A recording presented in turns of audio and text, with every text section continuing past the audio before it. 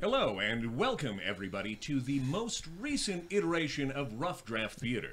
My name is Fernando Gonzalez, and I will be your host as we begin the journey into mystery known as the Star Wars. With me is the panel as follows. Nicholas Starr. Blacksmith. Bridget S. Dunn. Tate Alexander. Oh, yeah, it's going to be a hot one tonight. Everybody is going to be having an absolutely fantastic time. And as a matter of fact, in honor of this very first iteration of Rough Draft Theater, in this current form, I have I decided to come up with some pretty sick bars just to let you know exactly what you're going to be dealing with. Hey, can I get a beat? No. And on with our show.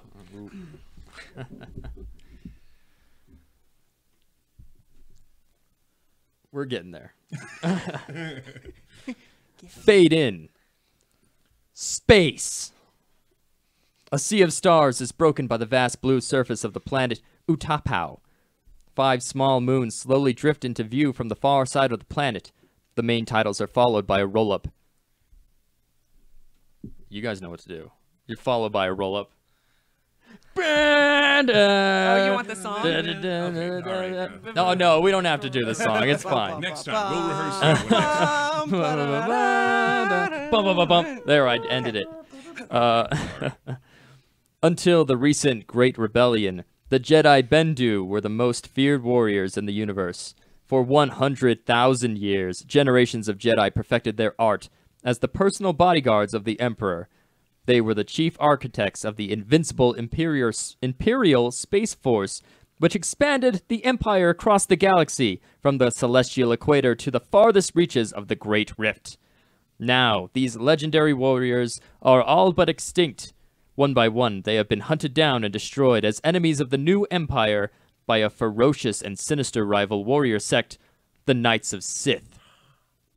A small silver spacecraft emerges from behind one of the Utapau moons.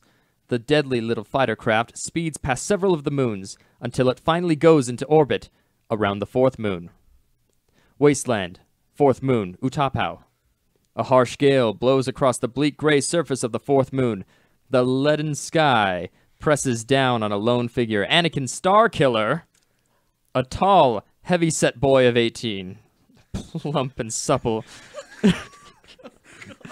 He slowly makes his way across the canyon floor. The heavy winds whip at him and make the going extremely difficult. His face is covered by breath mask and goggles. He stops for a second to adjust the shoulder strap on his chrome multiple laser rifle. Not just one laser. Something in the sky catches his eye, and he instinctively grabs a pair of electro binoculars from his belt. He stands transfixed for a few moments, studying the heavens, then turns and rushes back in the direction from which he came. Fuck. Supply hut. 4th moon, Utapau. A spacecraft, half buried in the dust, rests next to the remains of an abandoned supply shack. Anakin makes his way across the colorless landscape and rushes into the crumbling building. The interior of the hut is shabby, but manages to abate the howling winds. Seated in front of the thermo heater are Anakin's father, Kane, and his younger brother, Deke. Kane is a large, burly man wearing the distinctive robes of a Jedi. Deke is 10 years old, with dusty blonde hair and a large scratch on his cheek. Anakin slams the door and removes his gear. His ruggedly handsome face is caked with many layers of dust. Dad, they found us. Deke looks up from a small cube he had been studying. His father whacks him across the shoulder with a braided wire connector. Continue with the problem. Your concentration is worse than your brother's. How many? Only one this time. Banta 4. Good. We may not have to repair this old bucket after all. Prepare yourself. Me too. You have the answer? I think it's the Corbett dictum. What is without. Kane smiles. This is the correct answer. Anakin is strapping on a utility belt with chrome laser pistols and laser sword. Kane rises and starts for his equipment. Pop? Deke, do you feel you're ready? Yes, sir. I've outmarked Anakin in 12 disciplines. I'm as good... All right, son, get your gear. Deke jumps up with the enthusiasm available only to a 10-year-old and grabs his gear. His father frowns and shakes his head. Wasteland Bluff, 4th Moon, Utapau. Kane Starkiller and his 2 sons carefully make their way up a rock bluff, overlooking the parked Silver Sith spacecraft. Kane inspects the craft with his electro binoculars. No tracks. Bylock hasn't been opened. Interior systems are still on. Are we going to wait for him to come out? He's not in there. He's baiting us. I'm surprised they only sent one this time. We must be wearing them down, or they must think this night is something special. Stay on guard and keep hidden. I'm going to work my way across the bridge and call his bluff. Better we meet in open combat than wait for him to ambush us. Keep your guard. Kane leaves his 2 sons and moves off along the obscured ridge. Anakin and Deke watch him intently. Anakin throws down his multiple laser rifle in disgust. You should have let me go with him. He's getting too old to make an open challenge. He's not too old to realize you just get in the way. Anakin ignores his little brother's remark and sneaks a little over the ridge at the Sith spacecraft. Kane moves out of the rocks, some distance away, and starts toward the starship. Deke moves to the ridge next to his brother, his chrome laser rifle sparkling in the reflected light of Utapau. He's making his move. Watch your guard and cover that weapon. It shines like a beacon. Deke reluctantly moves away and watches the other direction. Kane has almost reached the Sith spacecraft, and still there is no sign of its occupant. What's happening? Nothing. I don't like it. Kane carefully moves to the main hatch of the starship. He kicks a valve and the hatch drops open with a loud clank and rushing gas. Anakin becomes more tense as his father moves carefully inside the starcraft. Okay. Spacecraft, starcraft, fucking pick a word. Everything is still. Even the continual winds seem to have died down. Moments pass with no sign of activity inside the enemy starship. Anakin watches the craft with his electro binoculars. The waiting becomes unbearable. Something's happened. He's been in there too long. Let me look. Stand my guard. Deke takes the electro binoculars from his brother and studies the silent starcraft. Anakin impatiently scans the opposite horizon. I think the power just went off. We better wait here until someone comes out. What if he needs help? The power went back on again. God, you have to read all that. With the aid of the electro binoculars, Deke watches the running lights of the starship flash on and off. Suddenly, something huge moves in front of his field of view. Before either of the 2 young boys can react, a large, sinister Sith warrior in black robes and a face mask looms over them. He carries a long laser sword, which cuts young Deke down before he and his brother are able to raise their weapons. The startled Anakin backs away in horror, then settles down and ignites his laser sword, which creates an eerie red glow. He stumbles over rocks as he attempts to avoid the charging Sith Knight. The evil warrior swings his mighty laser sword, but Anakin manages to deflect the intended death blow. Finally, Anakin is able to assume a defensive stance, and the 2 warriors stand, sizing up each other. The Black Knight is at least 7 feet tall and dwarfs the young Jedi. They stand for a few moments, almost frozen. Then in a flurry of blows, laser swords clash with the sound of electric snapping and popping. Anakin is barely able to hold his own against the experienced knight. Many blows are exchanged before the Sith warrior is able to back Anakin up against a deep crevasse. Anakin stumbles and almost falls over the cliff to his death. The Black Knight suddenly senses something behind him and whirls around to face Anakin's father, Kane Starkiller, a Jedi Bendu master. The Sith warrior raises his laser sword, but is cut in 2 before he can bring it down again. Kane moves to the fallen Black Knight and studies him carefully. Anakin, still a little wobbly from the whole experience, attempts to stand. Kane sees his dead son Deke and goes to him. He lifts him into his arms and begins to weep. Anakin stands bewildered, watching his father cradle his dead brother. Interior, Sith starship, Wasteland Canyon, Utapau. Kane Starkiller slides into one of the 4 seats of the small Sith starship. Through the front viewing canopy, he watches Anakin drag his younger brother's body to a small crevasse. Anakin places a small locket around his brother's neck, makes a complicated sign with his hand, and dumps the body into the shallow depression. The giant engines of the starcraft begin to whine, kicking up large clouds of dust. Anakin climbs into the seat beside his father and removes his breath mask and goggles. There are tears in his eyes. Father and son look out across the wasteland towards Deke's grave. The thunderous clap of an explosion is followed by a small mushroom cloud rising out of the depression. Anakin throws a container down in a fit of rage. How many more of them are there? I want to finish it once and for all. I'm sick of running. When will it stop? Anakin's father waits silently until his son's tirade is finished. Anakin sits silently for a few moments. I'm sorry. Son, pilot a course for Aquilay. Anakin lights up like a bantha at feeding time. Aquilay, you mean we're going home? We both need a rest. Kane pulls back on the throttle, and the powerful spaceship lifts off the surface of the fourth moon of Utapau. Cloud C, Alderaan. A title card appears over a sea of billowing clouds on the gaseous planet of Alderaan. Title card, Alderaan, capital of the new galactic empire. The towering white oxide clouds pass, revealing the imperial city of Alderaan. The magnificent domed and gleaming city is perched mushroom-like on a tall spire, which disappears deep into the misty surface of the planet. The peacefulness of this nebulous idyll is broken by the increasing wail of ion engines. 4 sleek star destroyers from the Imperial Third Fleet burst from one of the huge cumulus range. The craft are flying in a tight formation as they bank steeply and head toward the Imperial City of the Galaxy, capital of the galaxy. Interior of Star Destroyer, Alderaan.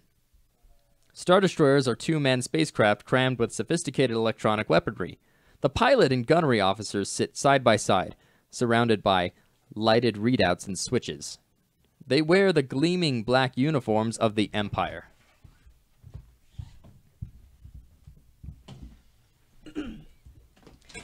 Talk 1 to chicks. Shape it up. Let's make it good. Does that glare bother you? Use your face shield, chick 1. The pilot is cold and professional as he maneuvers his craft closer to the others. The positions of the ships are displayed on a readout, along with a graphic representation of the city. I think it's just a graphic. Okay, that's weird. It's a graphic represent. It's just disgusting. Actually, a graph. Also, I'd like to point something out. Does it also not look in the script when they said multiple laser rifle, like it says multi-pleaser rifle? Oh, multi-pleaser rifle. Anyway, Hot. I'm sorry. The Star Wars. The pilot gives the gunner a quick look before he flips his sun shield over his eyes. Here we go. Count. 3, 2, 1, now. Review stand, Plaza of the Daters, Alderaan. On a huge, austere platform stands the dark Kozdashit, Lord of Alderaan, Consul of the Supreme Tribunal, and ruler of the Galactic Empire. He is a thin, gray-looking man with an evil mustache which hangs limply over his insipid lip. Standing at rigid attention on his right are several generals dressed in the black and gray uniforms of the realm. 5 members of the Supreme Tribunal sit off on the side. On the Emperor's left stands Crispin Hodak, newly appointed governor of the Aquilian systems, a young, treacherous man with stone-cut, angular features and piercing gray eyes. They all gaze skyward as the 4 gleaming star destroyers scream low overhead in an impressive barrel roll formation. As the sound of the spacecraft resonates throughout the glass canyon of the plaza, the group of dignitaries return their attention to the parade of Imperial shock troops and giant air tanks, which ride magically 2 or 3 feet above the ground. The plaza of the Daters is filled with 100 rows of troops as the last brigade marches into positions. The sound of 1,000 men snapping to attention is followed by a strange silence. A light wind blows the great red banner of the Empire, creating a subtle flapping sound. The Emperor's amplified voice startles many of the troops as it cuts through the quiet. Upon this battle depends the survival of the Galactic Empire. Upon this battle depends the life and long continuity of our civilization. Not since the Great Jedi Rebellion has our destiny been placed in such a balance. This is to be the most magnificent campaign of all. You have never been called without doing something to be remembered. something notable and striking: the conquering of the Aqualion system, the last of the independent systems, and the last refuge of the outlawed vile sect of the Jedi, will have such important and lasting consequences that I can't but consider it as an epoch in history. To the rear of the plaza watches the spectacle over the shoulder of a curious bureaucrat stands Clive Whitson, a tall, blond young man about 20 years old. He seems interested in what the Emperor has to say, but keeps looking around nervously as if someone were after him. His arm rests across his head, as he carefully but coolly adjusts a glowing blue ring on his index finger. The Emperor nears the end of his speech. Crispin Hodak has moved up to stand next to the sinister monarch. The troops shout an imperial salute in response to a particularly partisan statement. I have personally asked the Aqualians to accept this treaty of alliance. During the long period of negotiation, they have only decided to be undecided. We will barter no longer. Governor Hodak has been appointed the First Lord of the Aqualian system and surrounding territories. This is the last frontier and the final stone in the Great Wall of the Galactic Empire. The troops cheer! Woo! And the Emperor escorts Hodak inside. Whitson moves quickly away from the plaza, passing through several check stations where he is forced to show his identification. Nightclub, Alderaan. Whitson walks into the glass and chrome splendor of one of the famous nightclubs of Alderaan. He moves to the long mirrored bar and sits next to a rough-looking man, Bail Antilles, dressed in the distinctive gold and furs of the Galactic Empire. Your glass is empty. Whitson speaks into a small intercom on the bar front. A Dantic and... He looks in Antilles' glass. No thanks, Whitson. I've had enough. Just a Dantic, then. Bale, it's not like you to refuse a drink. You're going to give galactic traders a bad name. A drink appears magically from a small elevator in the bar. That's magic, right? Whitson takes it and then places a pen-like transmitter he has taken from his pocket next to the intercom. It creates a low electronic buzz. Bar Observation Center, Alderaan. A controller sitting in front of the row of monitors taps his headphones, then flips a switch back and forth a couple of times. He is obviously annoyed. Number 18 is out again. Give me a maintenance check. The controller yawns and puts his feet up on the control panel. Nightclub, Alderaan. Whitson leans in close to Antilles. He is suddenly very serious. Whitson, we've got problems. They just grounded all spacecraft, including trade frigates. Even the ships under the Imperial Registry can't move. Something big is up. I'm afraid they're not waiting for the Alliance Treaty. They're already moving against the system. I've got to get back. I've got to get word back. The Chrome companies are protesting the embargo, but it's going to take some time. Isn't anything moving? Military ships, but... They are interrupted by an Imperial officer and several stormtroopers. The officer shouts over the PA system. As the troops rush to block the exits, Whitson and the galactic trader are tense, but remain cool. Attention! All captains and first officers of Guild Trade frigates will accompany me to the Ministry of Transport immediately. Antilles gives Whitson a hopeless look as the troops check their papers and then take Antilles away. A small fight breaks out in the back of the nightclub as one of the trader captains expresses his dislike of the Empire. Whitson slams his glass to the bar in a gesture of hate and frustration.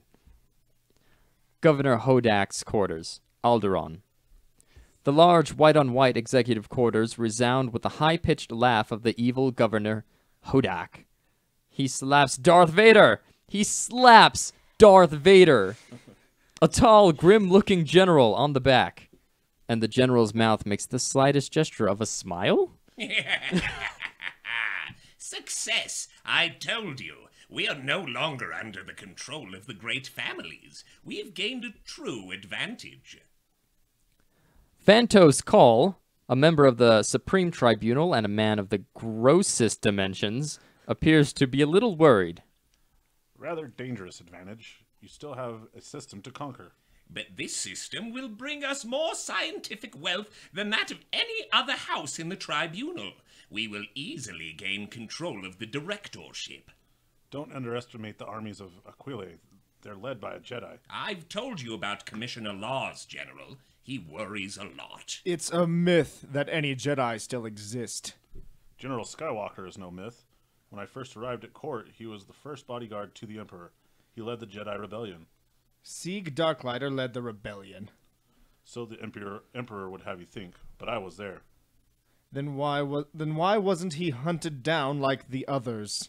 Because he's too dangerous, too clever. Besides, his presence on Aquile is still only a rumor. Then why do you believe it? Because I knew him. He's there. All right. I can sense it. Mark my words. Aquile will not be easily conquered. Courtyard. Palace of Light, Aquili. A low, sleek land speeder in auto-like transport, which travels a few feet above the ground on a magnetic field, glides into the courtyard of the Palace of Aquili.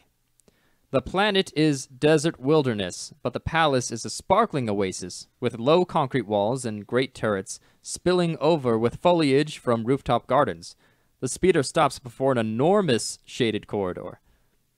Fountains line the beautiful and highly polished tiled walkway. Two young boys, Biggs and Wyndham, are helped out of the land speeder by Amber, a one-armed bodyguard dressed in the flowing white robes of the Aquilian military. The two boys run through the long corridors, yelling and screaming, their little footsteps echoing throughout the palace. I was hoping we had a Foley guy for that, sorry. The palace library is a dim, cool room projecting an aura of time-worn comfort and security. In the distance, the children can be heard screaming through the corridors. King Kaios, a silver-haired but amazingly youthful under a tanned and leathery face, motions for one of his aides to shut the partially closed door. He is in the middle of an emergency meeting of the Aquilian High Senate. The 12 men sit in overstuffed chairs, placed in a large circle. A large, sallow-eyed galactic trader named Zavos. Hey, Zavos. Hey, fiddles nervously with a small scrap of leather as he speaks.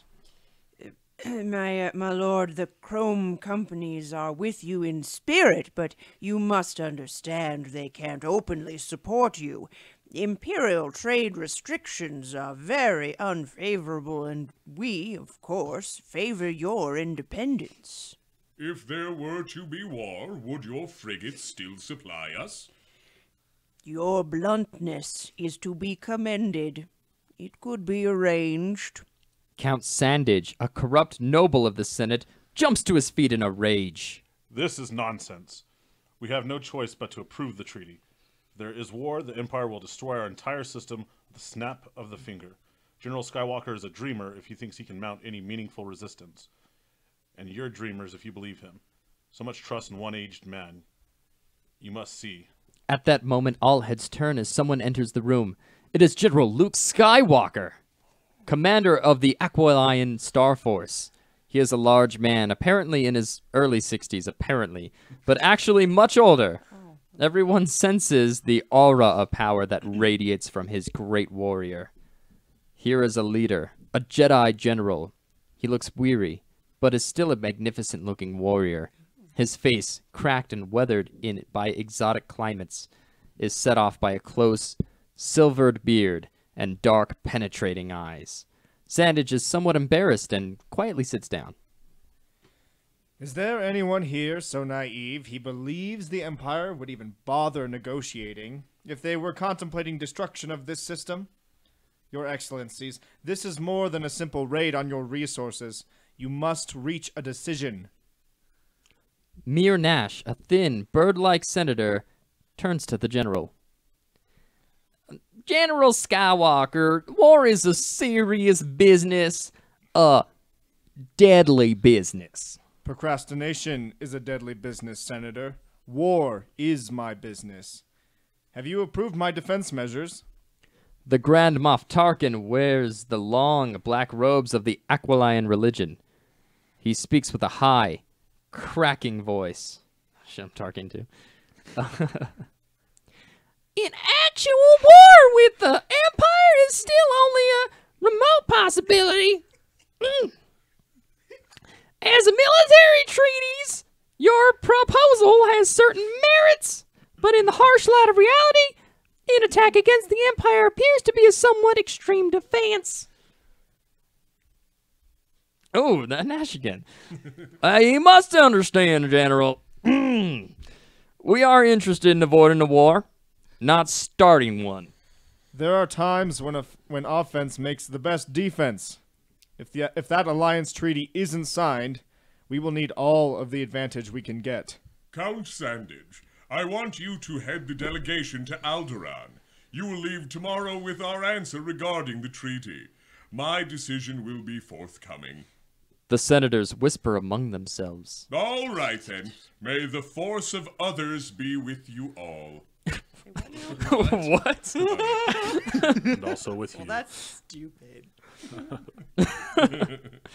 The senators leave in a flurry of hushed conversation. The general is lost in thought and remains in his chair. Biggs and Wyndham, or Windy, the king's two young sons, stormed through the existing senators and rushed on to Kaio's lap. The king is obviously very proud of his two young princes. He throws Biggs into the air and then catches him again. Me too! Me too! Leia's leaving! Leia's leaving and you gotta say goodbye! The king picks up Windy and swings him around and then puts him down. Okay, whippersnapper. Go tell your mother and your sister that I'm on my way. The two boys run out of the room and are heard yelling and screaming down the hallway. The king starts out, but stops in front of the general. Luke, my daughter is leaving for the academy at Chathos. Won't you come and wish her well? It would mean a lot to her. She truly idolizes you, you know. Come on, the war will wait. Of course. I'm sorry, my lord. Politics always seem to distress me. The general rises, and as they head for the door, Kaios pats him on the back. I know, Luke. I feel the force also. Oh, yeah. Feel that force. Oh. Courtyard, Palace of Light, L-I-T-E, Light. Aquilai. A large four-seat speeder sits gleaming in the sun-soaked courtyard. The Princess Leia, about 14 years old, possessing a soft beauty and iron will, is embracing her mother, Queen Breha, a warm, silver-haired... Oh, shit. Did I make someone different Breha and then someone different Queen? Nope, on both of them. Okay, well, okay, good. Breha, a warm, silver-haired matron. There are tears on the princess's blue eye. Prince's blue eyes. Princesses. Princesses. Oh, yeah, you're right. Sorry. Princess's blue eyes. Biggs and Windy jump around inside the speeder, disrupting the efforts of the one-armed Amber to pack several... Pick up a bag, Leia. To pack several plaxiform cases. Leia embraces the king as he approaches with the general. Oh, Daddy, I'll miss you so. The semester will be over before you know it. You'll have a grand time. There are so many new things to learn. I wish I were going. He gives her a fatherly smile and she hugs him again. The general stands rather formally to one side. The princess, her long auburn hair tied in braids, moves to the general and he bows before her. May your studies do you honor. Leia is somewhat embarrassed by the general's formality and can only manage an awkward smile before returning to her parents at the speeder. Hurry, Leia. You must make it to Ewell before nightfall. The princess's maids-in-waiting, Alana, a short, stocky girl, and Mina, more comely, somewhat the same stature as Leia, with long dark hair, giggle and straighten Leia's dress before she enters the speeder. The princess and Mina hug Alana, whose giggles have turned to tears. The two boys scramble out of the speeder as Amber helps the princess and her maid into the back seat. The speeder is piloted by a trooper of the First Order. What? Dun, dun, Oh! First Order. Crazy. Amber jumps into the seat beside him, and the speeder starts with a low buzzing sound. The princess waves to her family, and Mina waves to Alana as the speeder slowly glides out of the courtyard. War Room.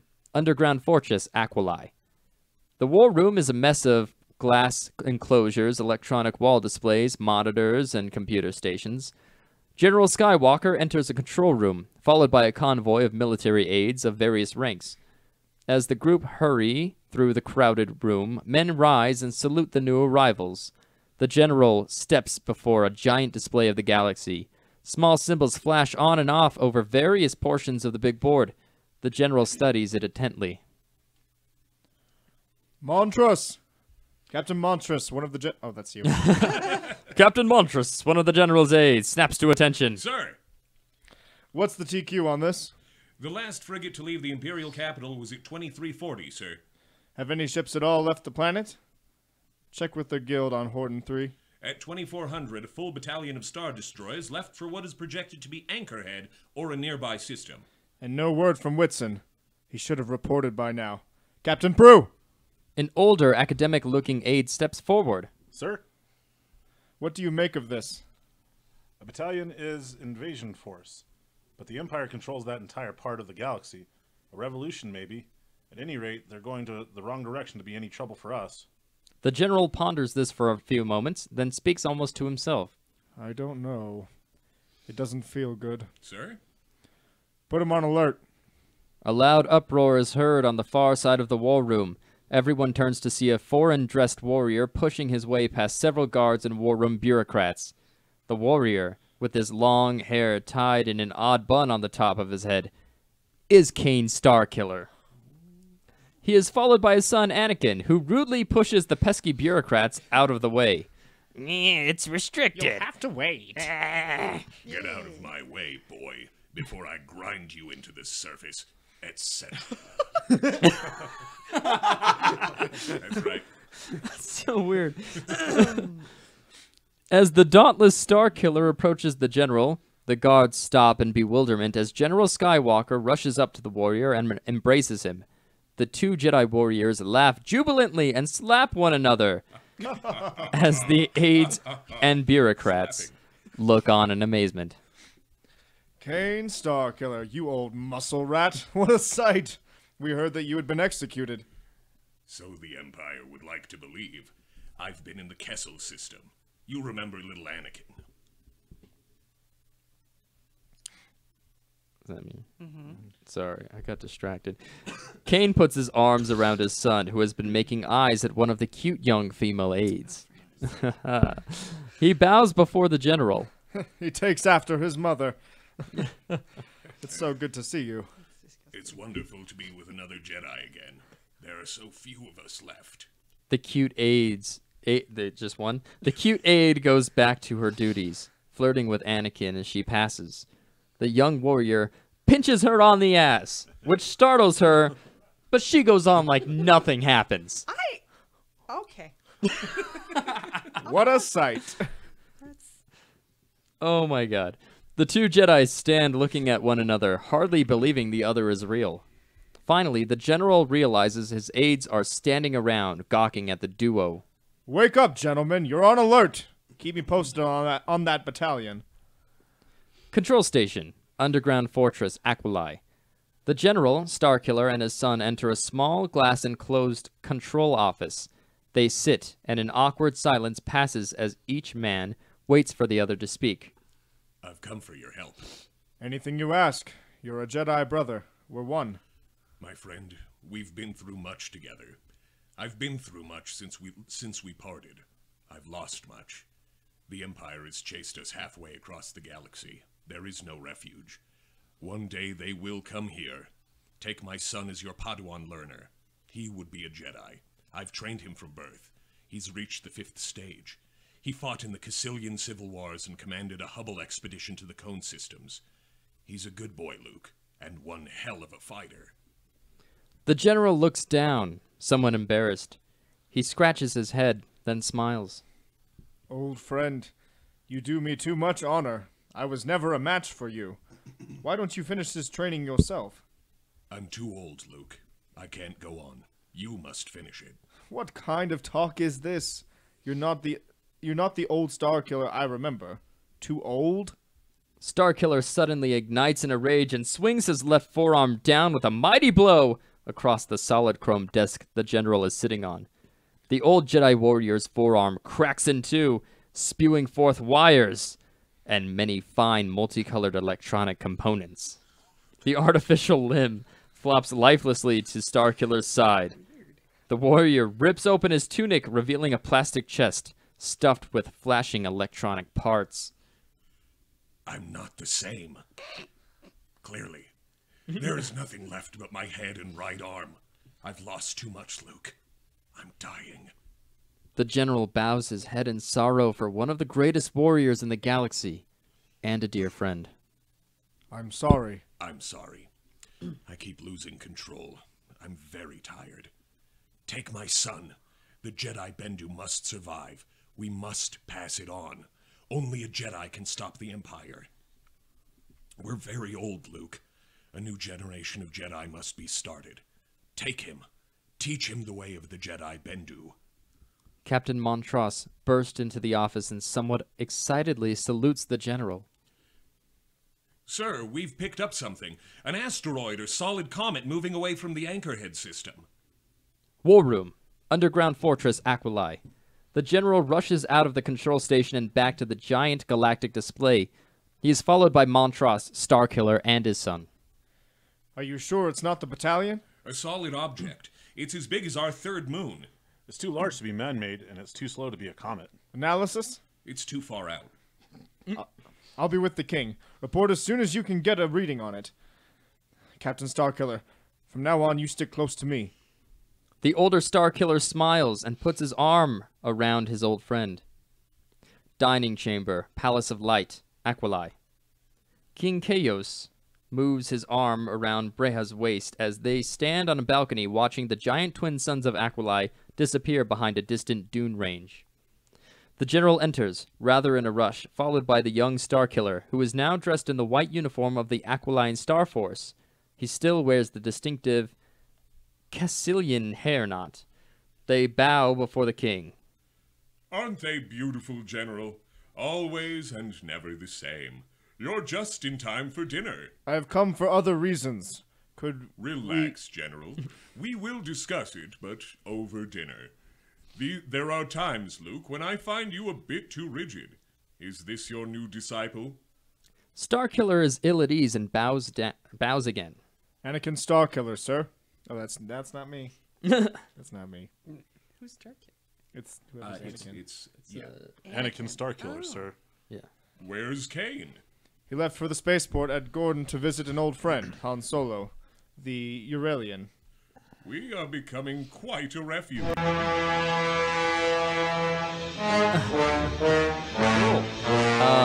The group sits at a large table and food is brought in by servants. They eat. Starkiller is nervous and watches the general to make sure he is being proper. Lord, several events have occurred which lead me to believe we are in imminent danger of attack. There's no longer time for discussion and debate. What events? Whitson, our best agent, has disappeared in the Imperial capital.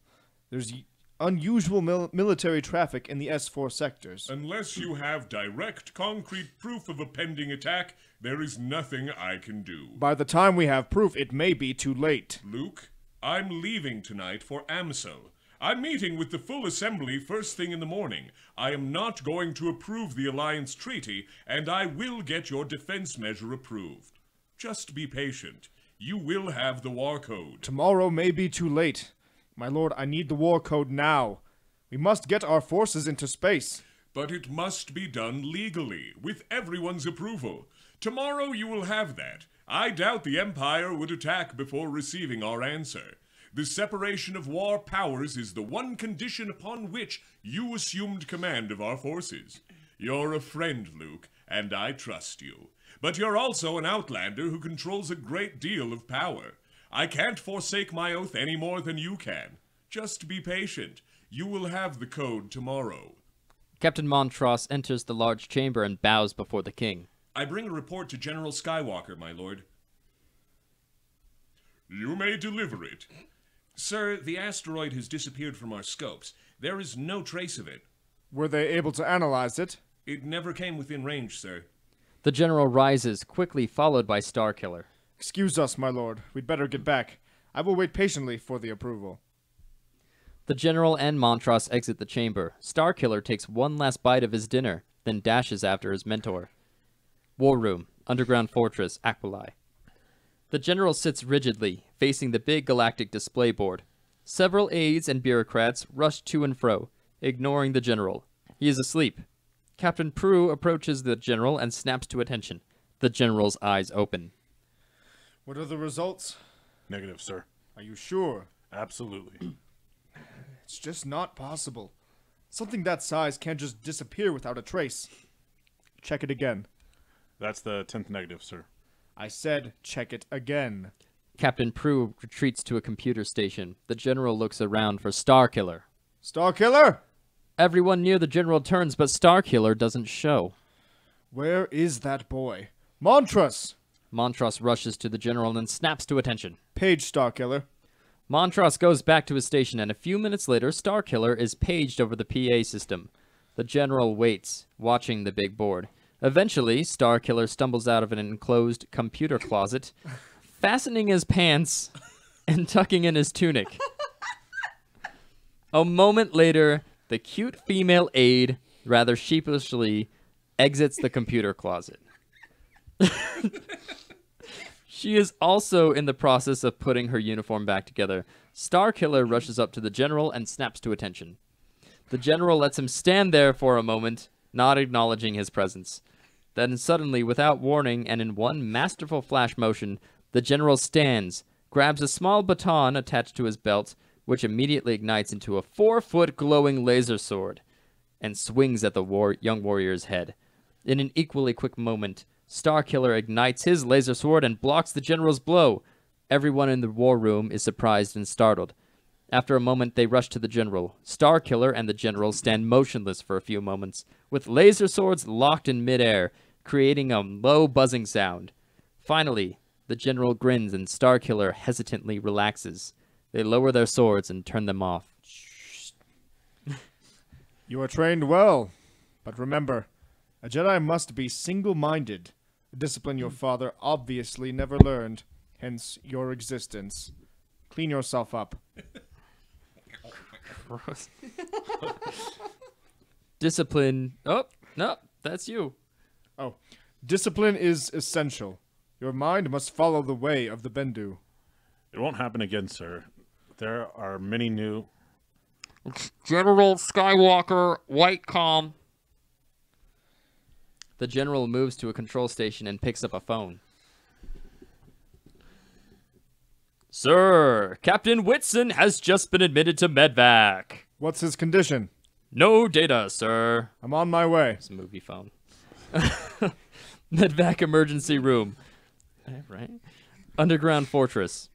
Captain Starkiller waits in an outer chamber as General Skywalker rushes into the medvac emergency room, where several doctors are working on the prostrate Whitson. What's his condition? Is he conscious? Oh, shit. You want me to do it? Yeah, go ahead. Partially. He'll be all right. A few bruises, primary exhaustion.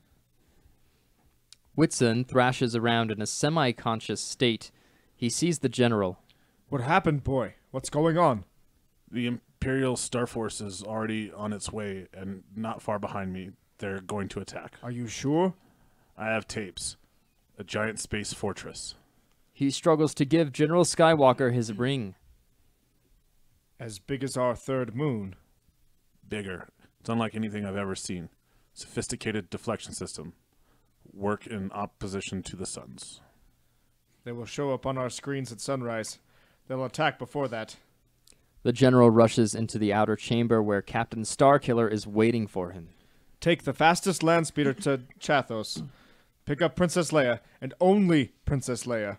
Return by way of the Great Reef. Most speed. Starkiller exits and the general goes to an intercom and pushes several buttons. Montross, Sir, full alert. Everything. Get the royal family back here. the princess is at Chathos. There are no transports. I've already sent Captain Starkiller for her. Contact the king. First priority. He's probably still en route to Amstel. Use the scan comm. I'm on my way. War room. Underground fortress, Aquilai. The war room is on full alert. Everyone is at attention, waiting for the command that will put them into action. The general enters a communications center, followed by many aides.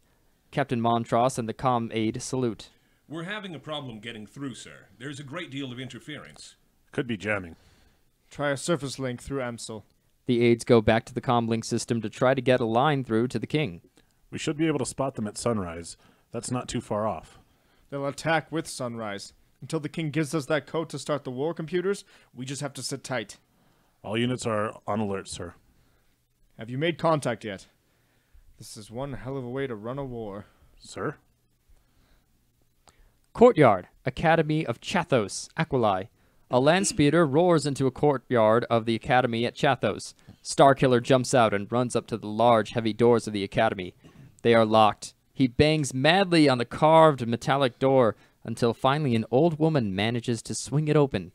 Starkiller rushes past her into the main courtyard where Princess Leia and her handmaiden Mina struggle with two large cases. They are followed by two very old matrons dragging several more cases. Forget the cases. We've no time. These are my things. They must... I said forget them and hurry.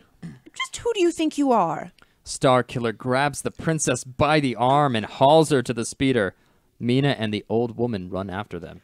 I will not be treated like this. You bring my things. My father will have your head, etc. Leia struggles to break away from the young warrior's grasp as he opens the door of the speeder. Settle down. That'll work. When the door to the speeder is open, Mina starts in, and Starkiller stops her. You must stay here. Take the crest. Starkiller rips the royal crest from the princess's neck and hands it to the startled handmaiden. The old women gasp in horror. The princess starts hitting Starkiller with little result. Mina's not staying. I'm not leaving her. You can't. Starkiller punches her square in the jaw and knocks her out cold. Oh, yeah, I'm just going to read that again. Starkiller punches her square in the jaw and knocks her out cold. Mina is panic-stricken. Absolutely. One of the old women faint, and another starts for Starkiller with a large staff. Did he just knock two people out with one punch? Is it two? I think it was just Well, he one. just knocked her out and then made the other one faint. Oh, yeah. Oh, well, yeah, oh, he yeah, kinda that's the did. 1-2 punch, yeah. Good point. Valid point. That's badass. She'll be all right. I'm taking her to safety, as ordered. You will wear the crest and continue as before. The authority of Starkiller's voice stops the old lady. He places the princess into the speeder and maneuvers it out of the courtyard. Mina puts on the crest as the speeder races away from the academy. Oh. War room. Underground fortress Aquilai. Queen Breha, Biggs, and Windy are escorted into a rest area of the war room. General Skywalker sits rigidly in the chair of the communications area, apparently asleep. Sir, we've made contact. The general opens his eyes and takes the intercom mic. What is it, General? The Empire will attack on the rising of the sun. My agent made it back. I now have proof. I need the war code. I'll relay it directly to the computer. Is Breha... The royal family is safe. Starkiller has gone after Princess Leia. I'm on my way back. Red Plains, Aquilai. The small caravan of 4 speeders sits motionless on the vast red plains of Aquilai. The king returns the intercom to the pilot and takes a small metallic card and from around his neck and gives it to the co-pilot. Send this sub-land, Priority 1. Get us back to Calvis immediately. The 4 speeders turn around and scream away in the direction they came. They pass a huge, ultra-sleek power plow, planting green fungus in endless furrows. 2 clay-covered farmers, riding atop the ponderous machine, watch the speeders disappear over the horizon and into the rising 2 suns. A bright object twinkling in early morning heavens catches the eye of the older of the 2 farmers, and he brings the machine to a lumbering halt. The young farmer also notices the object and stares skyward, shading his eyes to get a better view. Suddenly, there is a huge, bright atomic flash on the horizon. A few moments later, a thunderous shaking, followed by high winds, tumbles the older farmer from his perch. A second flash on the opposite horizon, brings another jolting earthquake, and the younger farmer collapses, terror frozen on his face. Ready room, spaceport, outpost, Aquilai. Chaos. Red scramble lights are flashing. Alert horns and attack buzzers create an unbelievable cacophony. Air warriors with the distinctive circle and cross medallion on their white spacesuits, pretty sure that's a KKK thing, scramble out on the low concrete ready room, grabbing helmets and space packs as they race out of the door. Their high, white, peaked helmets. They're burning right. cross swords. Oh. Right. Anyway. Attack runway, spaceport outpost, Aquilai. 12 pilots and navigators dash in unison to a line of waiting two-man starships of the destroyer class. Ground crews scurry back and forth, loading last-minute armament and unlocking power couplings. Pilot leader, a rugged, handsome boy of 20, gives his ground crew a signal that he is okay. He has a winning smile and a distinctive sore along the side of his face. Scar. His He has a scar. No, it's Runny sword. is it? Oh, I thought it was. Is it a scar? It's a scar. It's so flowery. I don't know. It's a scar. I think sore. It's a scar. Sore, I think, works a lot better. Very distinctive. Yeah. It's disgusting. He just has a little herpes. It's fine. Oh, I'm reading it SOAR. Like he's got this heightened, like elated sore on his face. Oh no. All right, okay. No. I'm just saying. No. Okay, You're read some wrong. Jane Austen because that shit's in there. Okay. No, I don't know what. His crew chief pats him on the back. Yeah, knock him out all the way back to Alderaan. The canopy is closed and the powerful starship moves into the runway. Other crewmen say goodbye to their pilots. Some grin, some kidding.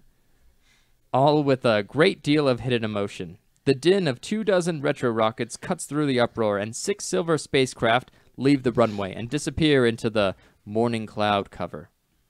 War room, underground fortress Aquilai. The general stands before a giant display of the Aquiline solar systems. Montross signals the general. They're away, sir. 6 from Gordon. All other spaceports were hit. The king hasn't arrived yet. Keep checking. Put those fighters' intercom over the PA. The general sits at one of the intercom panels and puts on a headphone. A row of monitors is before him. He turns to Montross. Where are they? Space. Aquilai in eclipse. The eerie reddish-yellow planet of Aquilai slowly drifts into view from total eclipse. A small, bright speck orbiting the planet sparkles in the light of the twin suns.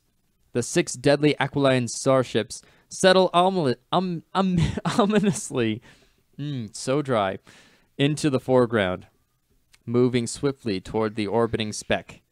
As the sleek starships move closer, the orbiting speck is revealed to be a gargantuan space fortress. Is it like a Death Star? It might be. Is it a moon? No, it's a. It's a moon-sized satellite. The moon-sized satellite fortress dwarfs the approaching fighters. Every few moments, explosions create blinding flash on the planet's surface, as the fortress bombards the planet with a fusillade of laser bolts. Nice. Before we get into the attack, I'm just gonna say, want to take a break and get a little bit of water? Yes. Okay. I'm not opposed to it. Oh, good, good. Maybe we could talk about what's happened so far, just so, everyone's caught up and, not weirded out. Oh, yeah. Of course, I still can't get over the multi-pleaser rifles. Multi-pleaser. It's the orgasmerator. Yeah. Clearly he picked up some moves, though, because he was right in that computer closet. Yeah, he was. Oh, yeah. Oh, yeah. The- Woo! The 70s in space. Yeah. I also like how he I- just it's- straight up punched the princess. Punched, Yeah. We just punched remember- Princess Leia in the face. This was 45 years ago. The values dissonance is so real right now. It is. Also, It he really did is. advise And her she's to calm established down. as being Yeah. a 14-year-old child. Oh, that's right. He punched a 14-year-old child who is royalty in Yep. the face. Right in the mouth. Just Yep, because. just Yeah. Blah, because that's and well, he did tell her to settle down first. He did. He said, He "Settle did. down, you." And she And she did, was yeah. like, "I will not." Yeah. And then he said, "I'm on." Like, all right. He said, "You about to get punched the fuck out." Well, and he's she like, did. oh, I've tried everything. And then Princess Yeah. caught hands. I'm sorry. That's just.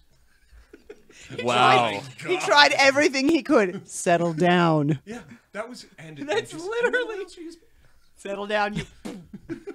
Just out of And nowhere. then afterwards, to the other That'll people, do it. She'll be fine. Don't worry. She'll be good. She's fine. She's He 14. just, Yeah. he just It's- knocked her out. But yeah. don't worry, she'll be fine. No, She yeah. doesn't have a in this concussion world, or yeah, anything. you just lay somebody out with one, especially probably someone who's never taken a punch in their entire life. Oh, you just yeah. hit them hard enough to render them unconscious. Totally good. Brain fine. bouncing around inside of the skull. Fine. Super. She will recover. She will be fine. She will not have any cognitive issues at a later date. I am it's okay to certain use that the the Force. princess Oh, is yeah. well. He used the force. He already. did, yeah. Oh God. Oh dear God. Oh. I'm gonna get a little bit of water. Oh no. It is, Before I die. It is so overly, just overly descriptive of everything where it's completely unnecessary. And there have been so many characters that have had like 2 lines. Yeah. Like so many extra people have come in and said 1 or 2 things. Yep.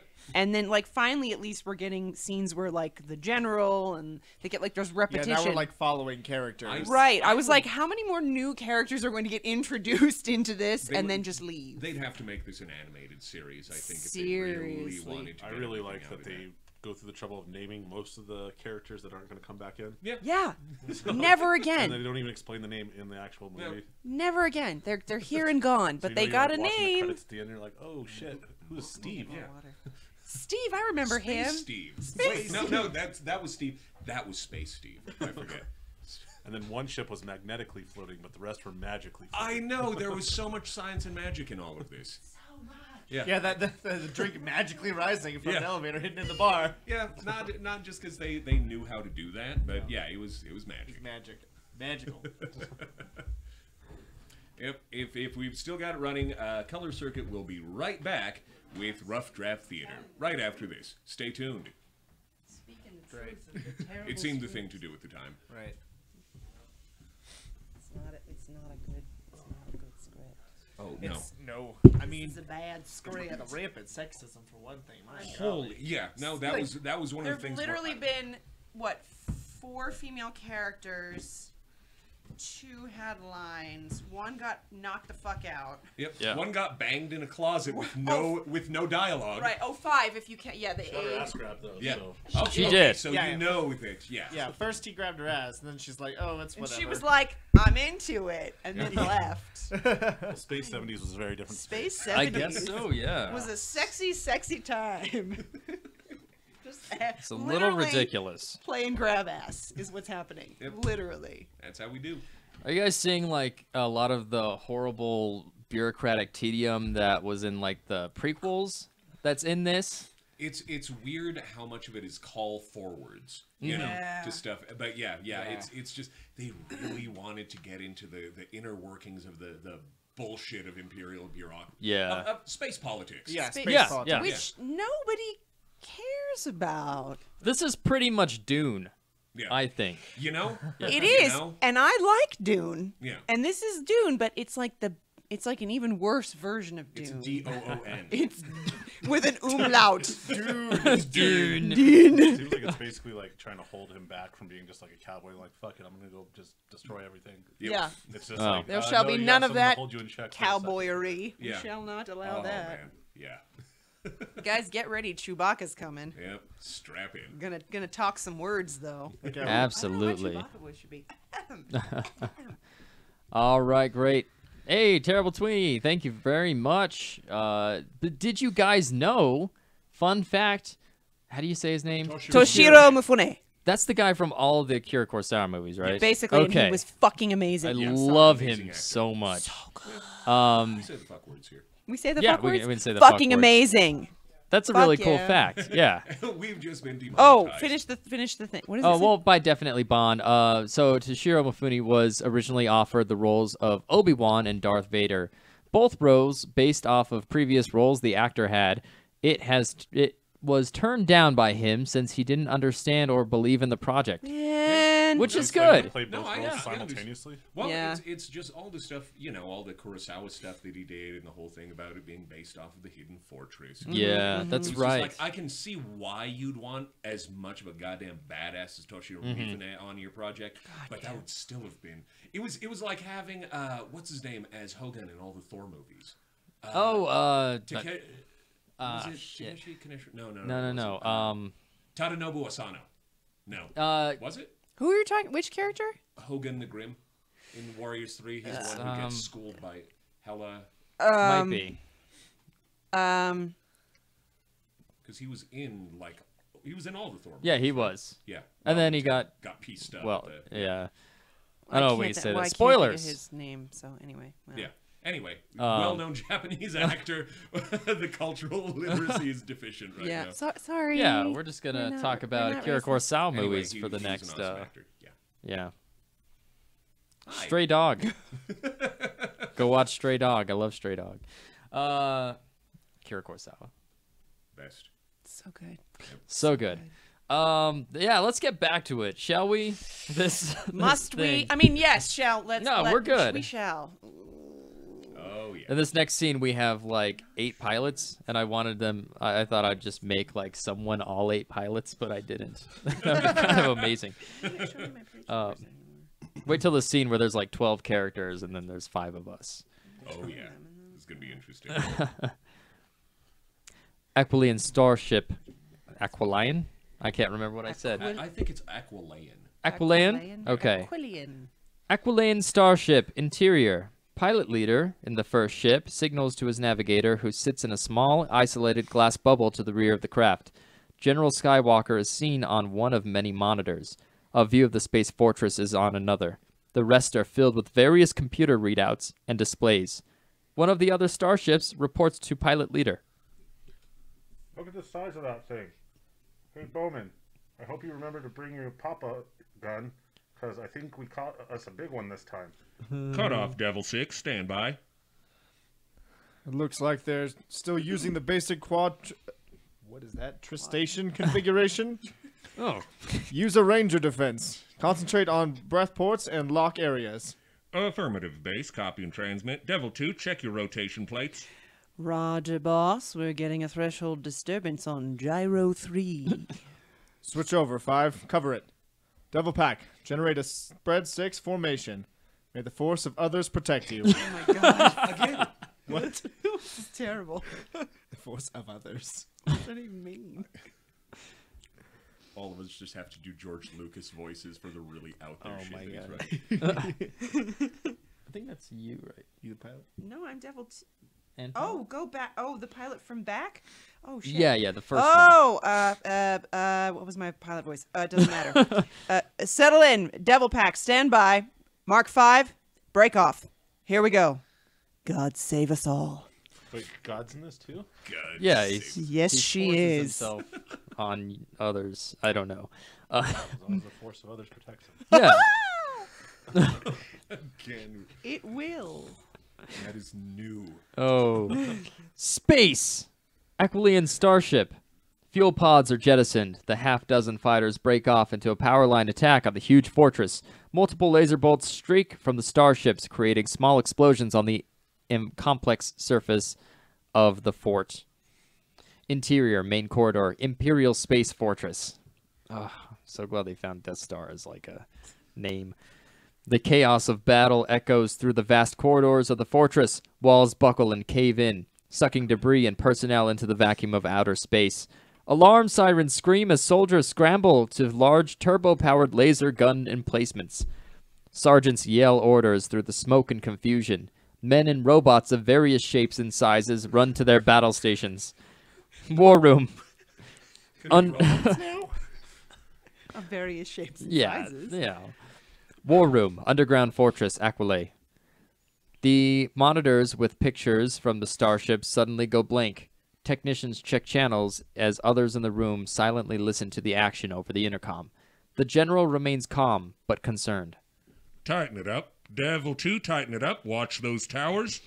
Heavy fire, boss. 23 degrees. I see it. Pull in. We're picking up some interference. Wow, I've never seen such firepower. Pull in, Devil 2. Pull in. Chewie. I'm all right, boss. I've got a target. There's too much action, Chewie. Get out. Break off, Chewie. Acknowledge. Devil 6, can you see Devil 2? I've lost him. There's a very heavy fire zone on the side. My radar's jammed. He's gone! No, wait, there he is. Fin damage, but he's all right. I don't know. Sorry. A sigh of relief sweeps across the war room. The monitors flash on, then off again. Watch your back, boss! Watch your back! Aquilean starship. The speedy little fighters dart back and forth across the soft underbelly of the fortress. Isn't it all metal? No, let's use a little wood. We'll save some money. It's made out of pillows. Oh, yeah. Space pillows. Ooh, yeah. You know what would make this space station great? Just like a shit ton of pillows. Just on the bottom, right? Like just Yeah. on You're the on bottom. your spacewalk and you need Yeah. a place Cozy? to go. It would be yeah. nice and cozy. And also in Space space, Jam. is there a bottom? Is Ah ha there? ha. We're gonna find it tonight. Oh! On Rough Draft Theater. All we need is a closet, and we're good. Anakin. I got it. Converge on South Access Point, port 9394. It appears accessible. I'm going to map the surface. Devil 4, cover me. Pilot Leader and Devil 4 dive in unison through a forest of radar domes, antennae, and gun towers. Devil 4 fires into the protrusions as the two starships crisscross the surface of the fortress.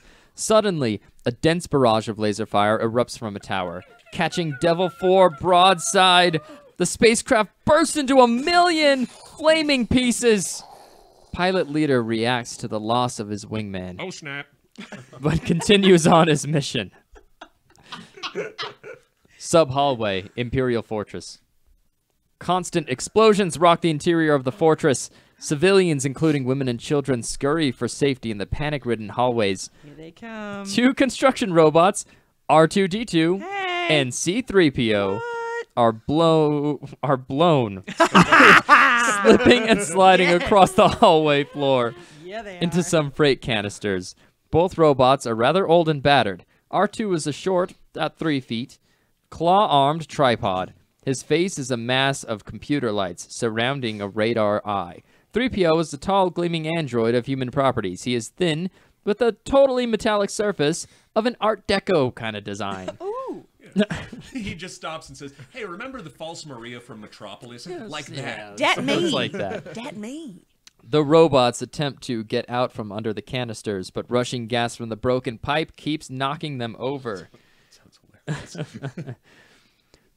This is madness. We're going to be destroyed. I'm still not accustomed to space travel. The external bombardment doesn't appear to be concentrated in this area. The structure has exceeded the normal stress quotient by 0.4, although there appears to be no immediate danger. No immediate danger. You're faulty. Oh, this is madness. R2 gives 3PO a sheepish look and clings to a side rail for dear life as debris flies through the hallway. A clean starship. Devil 2, or Chewie, as we now know, a young hotshot of about 16 years, miraculously dives his ship through a virtual wall of laser fire and blasts a huge radar dish into dust. Chewie signals his navigator, who lets out a whooping cheer as the craft veers into a victory roll. Great moves, Chewie. Regroup at point 201. Coincide, Devil 6. Mace, your map projection shows a weak point at the southern portal. Niner, point 6. Concentrate the attack on that point. Coordinate. I see it. It looks good. Devil 5 and Devil 3 bob and weave in formation toward a giant transformer jutting into the fort's surface. Did I assign a Devil 3? I didn't see it. Oh, someone take it. I've gotta. We're hit. We're hit. Eject. Eject. Babs. Babs, do you read? I'm Babs. okay. I can hold it. Clear me a little, Devil 5. Watch it. Watch it. Devil 3 wobbles a little, then drops away sharply, plowing into a laser gun emplacement, causing a hideous series of chain reaction explosions. Come on, Babs. No. Babs. Sub-hallway, Imperial Space Fortress. A huge explosion rips a large hole in the ceiling of a sub-hallway. R2 and 3PO are in a state of shock as they scramble through the rubble. There is a constant sound of creaking and snapping as the sections of the hallway resettle in the fortress superstructure. You're a mindless, useless philosopher. Come on. Let's go back to work. The system is all right. Ah, you overweight glob of grease. Quit following me. Get away, get away. Suddenly, the hallway lurches and a dead trooper falls through a gaping hole in the ceiling. The foot of the carcass is caught in the rubble, and it hangs upside down, staring at the two robots. R2 grabs 3PO and they cling to each other in terror. We're lost. We're destroyed. 3 sharp blasts from an air horn send the 2 androids running for cover in a burned-out doorway. 5 grim-faced troopers riding small rocket platforms past the 2 mechanical men. Governor's Quarter. Imperial Space Fortress. The 5 troopers race through several hallways and finally stop in front of an important-looking office complex. 2 officers dismount and enter the complex. They pass through several heavily guarded doorways until they reach the main chamber. Seated behind a large, cluttered desk surrounded by generals and attachés in Governor Hodak. General Vader paces in front of a row of blank monitors. The 2 officers salute General Vader. All comlink power is out. 22 transformer sections have been destroyed. Situation is grave on all southern levels. Comlink communication should be repaired shortly. The officers salute, turn, and leave the chamber. The general turns to Governor Hodak, who looks a little worried.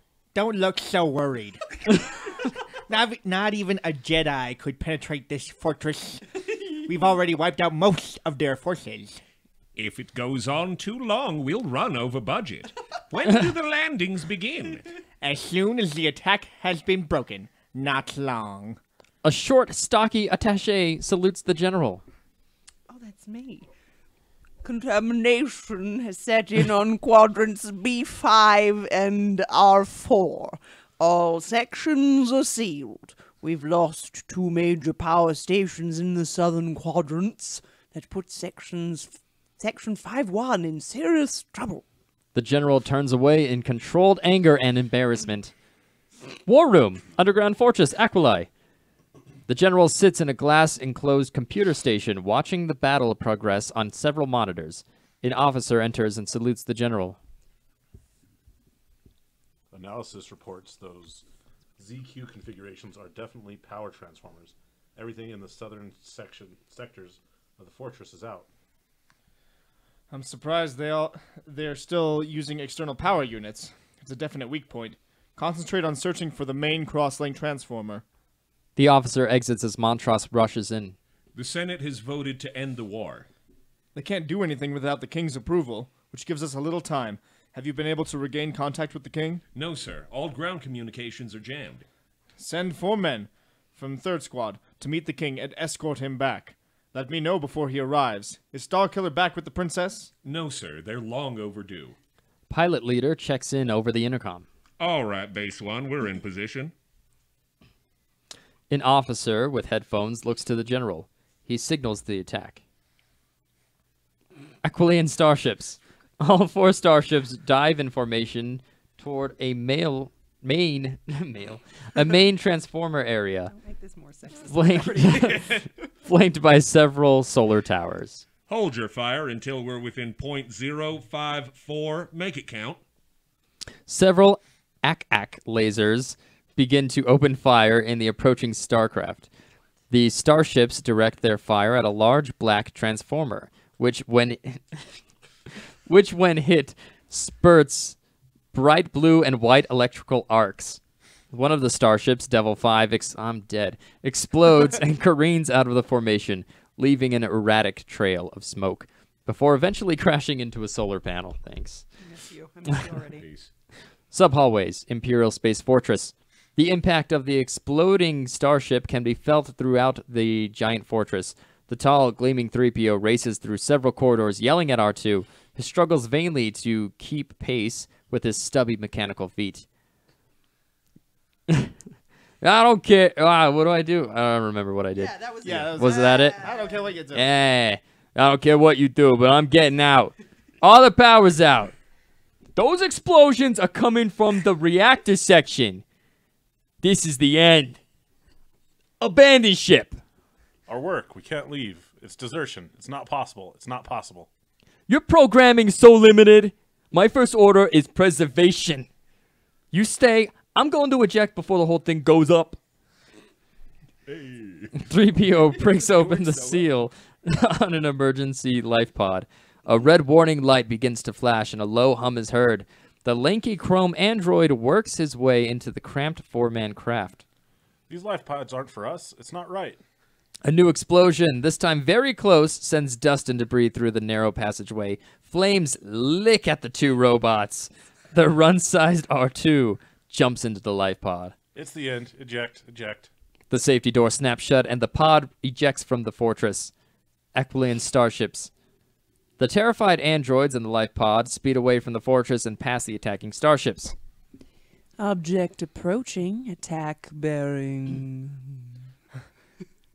I thought Devil 4 was dead. Whatever. That was 5. That's 5, yeah. That's 5. Well, 4 died earlier, though, too. 4? He was your wingman. Wait, I 3 thought... was Babs. No, 3 died. No, 4 died, too. 4 died, I was too? the wingman 4, for the 5, and- leader. You did Oh. die, you're right. Damn. Well, Oh, now you're shit. devil something. Oh, came back to George. life. Be something. It's a live pod. Miracle. Forget it. We've got...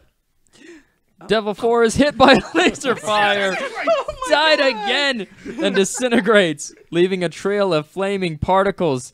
The two remaining craft continue the assault. Chewie and pilot leader watch the remains of Devil 4 disappear. The general appears over one of the monitors. Analysis indicates Transformer Code 03 is the main relay. Hit it and the whole thing goes dead. We're on our way. Governor's quarters, Imperial Space Fortress. A row of monitors and the main overhead lights go on, and a trooper appears on one of the screens. Oh. Internal relays operative. All power restored. All contaminated areas sealed. An officer appears on another monitor. Only 2 enemy craft remain operative. We calculate victory by 0300. We're from the same town. You're my brother. You're my brother. Brother. General Vader switches to another monitor. Alert the invasion forces. The planet is ours. A 3-hour war. You expected longer. Jedi or not, we've beaten him, and the culture is intact. Shouldn't it be? A truly great prize for the Empire. They have a treasure of biotic science, genetics, cloning. They've added 200 years to a lifespan. Remember, you must capture at least one member of the royal family alive. The Aquili family has ruled this system for 10,000 years. The people will follow no other. If the royal line is broken, there is a good chance the entire population will destroy themselves and their knowledge before submitting to our rule. The general is interrupted by a call on one of the monitors. We've received a message from the planet. War room, underground fortress, Aquili. General Skywalker watches a giant computer display of the space fortress mapped by the starships. An aide approaches. Sir, the king's convoy is destroyed at Calden. All the bodies were contaminated. I will audience with the Queen. Who knows of this? Many. It came through civilian sources. Confine Senator Sandage to his quarters. Use any pretext. Where is the senator now?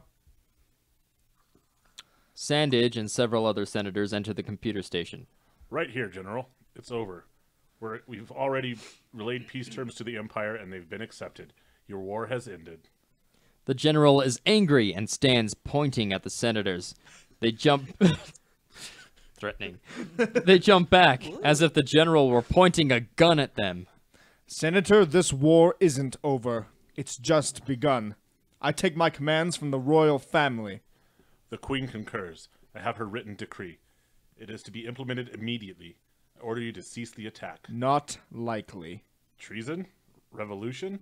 The people won't follow you, General, nor will your troops. I suggest you follow your orders. General Skywalker stands angrily pondering the situation. Sandage and the other senators are tense, a little afraid that he might cut them down on the spot. Well, General? Life pod. Sky over Aquili. The reddish-yellow mass of Aquili seems to engulf the tiny life pod containing the two fleeing androids. It's desertion. They'll destroy us. How could this happen? Oh, that's funny. The damage doesn't look as bad from out here. Aquilian starships. Pilot Leader and Devil 2 make a second dive on the now smoldering Transformer area. All firing from the fortress suddenly stops. Pilot leader looks back to his navigator, who is equally puzzled. The two fighters continue to attack the now silent fortress. I don't get it. What do you think, boss? General Skywalker appears on the monitors. Base 1 to Devil Leader. Scramble Code 9er. Break your attack and return to base. Repeat, break your attack. Confirm. They're hurt, sir, but they still have power. We should finish. Break off. The war is over. Run on white lights. Get back here, Mace. We're going to need you. Confirmed, Base 1. We're on our way. Did you copy, Chewie? Roger, boss. The two starfighters break off the attack and start back toward the planet. Without warning, the fort directs concentrated fire at the two starfighters. Devil 2 instantly bursts into flames, then disintegrates. Chewie's dead. No! Pilot leader's tail section is hit and the ship pinwheels toward the planet. Blood covers pilot leader's immobile face. Oh, this... Okay. We're under fire! They're still shooting! I thought it was over! We're hit! We're hit! Pilot is dead! Ejecting. The dead pilot leader is jettisoned. Oh, he ejected the pilot leader. What? Keep reading. I'm sorry. That's funny. Like, this body's weighing me down. Why is it in quotation marks? Former pilot leader. He's not a pilot leader anymore. He's dead. Right. That makes sense. But the navigator's eject panel is dead. He struggles with it, then bangs on the canopy to no avail. The navigator is still trapped in the craft when it explodes, leaving only a puff of pink smoke reflected in the rim light of the planet. Was that the pink smoke? That's adorable. Desert near outpost Aquilai. Pilot leader's dead body drifts toward his arid mother planet. Atomic rockets kick in occasionally to direct and soften the landing. Two gray-clad troopers stand next to the military land speeder, watching the descending air warrior through electro binoculars. Mace's corpse hits the ground rather hard, creating a whirlwind of dust, and the two troopers rush over to the pilot. The younger of the two troopers, a young boy in his teens, cradles the dead pilot in his arms and begins to cry. Why is that? That's weird. It's important, okay? War room, underground fortress Aquilai. General Skywalker sits alone, meditating in the deserted war room. Montross approaches the contemplative general. No sign of Starkiller or the princess. There was much damage in that area. The queen will see you at 1000. The general doesn't reply. Assembly, departure area, Imperial Space Fortress. General Vader stands behind a row of men and a computer panel. A commander reports to the general.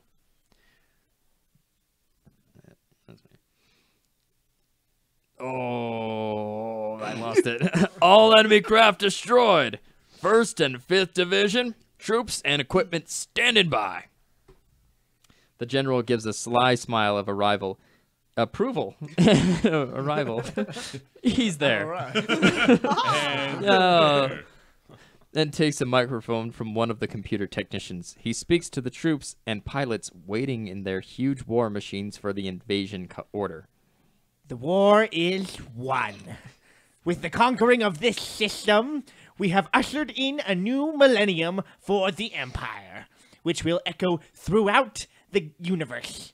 Our reward is the knowledge this system possesses. This planet must be controlled with a minimum of force, but you must not think lightly of this enemy. They have exacted a heavy toll. Today, you will make the Empire complete. Do so with pride and care. Vader puts down the mic and turns to his commander. Let the invasion begin. That's weird. Edge of the Dune Sea. Dune. I know, right? Aquilai. Junland, or No Man's Land, where the rugged desert mesas meet the foreboding Dune Sea, the two helpless astro-robots kick up clouds of dust as they clumsily work their way across the desert coastline. The short R2 struggles desperately to keep up with the long-legged 3PO. It's not possible. We're not built for this. You're nothing more than a dim-witted, emotion-brained intellectual. While we were created is beyond my logic systems. Thanks to you, we're deserters and will probably be destroyed on sight. And on top of that, you're going the wrong way. All this filth is getting... The towering 3PO stops short and turns on the blabbering mechanical runt. I've had enough of you pragmatic, nearsighted scrap pile. You go your own way. He picks up the tiny robot and tosses him several feet into a large sand dune. 3PO starts off in the direction of the dune sea. R2 struggles to his feet and shakes a metallic claw arm at his disappearing ex-partner. You'll be malfunctioning within a day. You're going the wrong way, but your way is always the wrong way. 3PO stops and yells to the smaller android. Hey, don't let me catch you following me, begging for help, because you won't get it from me. R2's reply is a rather rude sound, which only an electronic person could make. He turns... I don't know. Well, fuck you. Well, it's good. He's people and not things. That's progressive. He's people. They have rights. He turns and trudges off in the opposite direction into the rocky desert mesas. Dune Sea, Aquilai. 3PO, hot and tired, struggles over the... Yeah, I don't know. The ridge of the dune only to find more dunes, which seems to go on for endless miles. He looks back at the direction he came. You little malfunctioning twerp. This is your fault. You tricked me into going this way, but you'll do no better. He sits in a huff of anger and frustration, knocking the sand from his joints. Desert Mesa, Aquilai. R2 stumbles through a narrow canyon until he climbs over a small boulder and sees before him a sight he first thinks is a mirage. Nestled in a rock formation is a deserted land speeder. Once the little robot is convinced that he is alone, he approaches the battered speeder and begins to analyze it. He climbs into the pilot's seat and attempts to start the unfamiliar transport. He hears a sound and stops for a moment. He sees nothing, so he continues to fiddle with the control panel until the speeder lurches forward with a start, banging into a large rock. The stubby android is shaken, but neither he nor the speeder seem to be damaged. Shivers run down R2's metal spine, and again he has an eerie feeling that he is being watched. He slowly looks around and sees a large man, Captain Starkiller, standing directly behind him. He is startled, then terrified. Where is your master? The little robot clicks and rattles, but doesn't speak. Can't you speak? How do you relate your data? You're of Corollian manufacture. You should be able to talk. Are you damaged? Starkiller pokes at the machine, but doesn't see any damage. R2 eyes him suspiciously. The robot turns with a start and discovers a young girl. Princess Leia has been standing next to him for some time. Well, General, who's your friend? I don't know. He doesn't seem to be able to talk. Damaged, probably. Jettisoned from a damaged ship. What do you intend to do with it? We'll take it with us. Could be a storehouse for of valuable information. Starkiller guides the android into the small luggage area behind the front seat, then hops into the driver's seat. I don't want to ride with that thing. I order you to destroy it immediately. Get in. You've got to hurry if we're going to get across the dune hedge.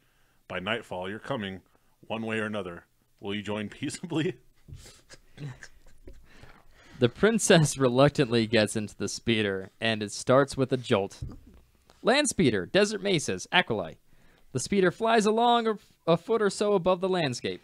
You are such a barbarian. I'll have my father cut you into little pieces when we get back. And I'll take pleasure in feeding you to the Gonthas. A little bit each day.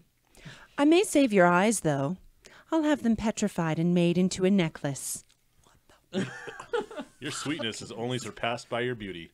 Just try to remember, I'm only following orders. To beat me and abuse me? I'm afraid I've only learned one way to treat wild animals. R2 thrashes about, trying to relieve the pressure in his cramped legs. You stay out of this. Dune Sea. What's happening? 3PO struggles to the top of a large dune. He is dirty and hot. His plight seems hopeless. He searches the horizon for any sign of life. A glint of reflected light in the distance reveals an object speeding towards him. The chrome android waves frantically and yells at the approaching speeder. The sleek landscape races past him about 100 yards away. He runs after it, screaming in desperation until he stumbles and falls head over heels down an enormous sand dune. Silently, the speeder sweeps around in a circle and stops behind the immobile robot. Starkiller jumps out of the land speeder and is quickly followed by R2. We're in a hurry, remember? If you're going to stop for everyone unfortunate along the way, we'll never get back. We're lucky you got the speeder running as it is. R2 waddles up to his fallen partner and starts pulling on his leg, then runs up and starts pulling on his arm. Function, it's me. Come on, function.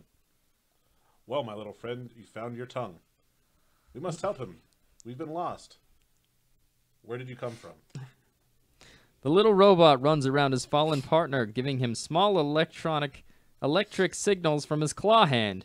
3PO shudders from head to toe, then regains consciousness. What happened? You're overheated. Where did you come from? We were jettisoned from 629 PR1. I'm unfamiliar with that ship. What type is it? It's a Class M station. Oh. It's a Class M station, not a conventional craft. 3PO then stands and shakes the young Jedi's hand. I'm C-3PO. Human-cyborg relations. You kept that part. Your kindness is greatly appreciated.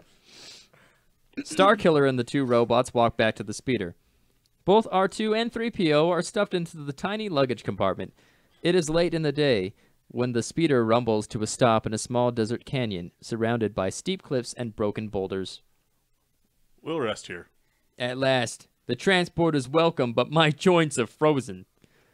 Everyone climbs out of the low-slung speeder. Starkiller watches the two androids as they stretch their mechanical limbs. I've got a bad case of dust contamination. I can barely move. What a forsaken piece this is. We seem to be made to suffer. It's our lot in life. Sir, could you tell... 3PO turns and notices that Starkiller and the princess have disappeared. He looks all around. Where'd they go? They've disappeared. Maybe they were attacked. I sense danger. Hidden fortress entrance. Desert Canyon, Aquilai. Captain Starkiller and Princess Leia hurry through a maze of large boulders. Yeah, that's weird. Until they reach a sheer rock face. Starkiller looks around to see if they were followed. Suddenly, a large section of the rock slides away, revealing a well-lit corridor carved out of the rock. They enter and are greeted by two jubilant guards. Starkiller gives them orders and points in the direction of the speeder. The secret rock door silently slides closed. Main hallway, underground fortress, Aquilai. Starkiller and the princess are greeted by General Skywalker and Montross.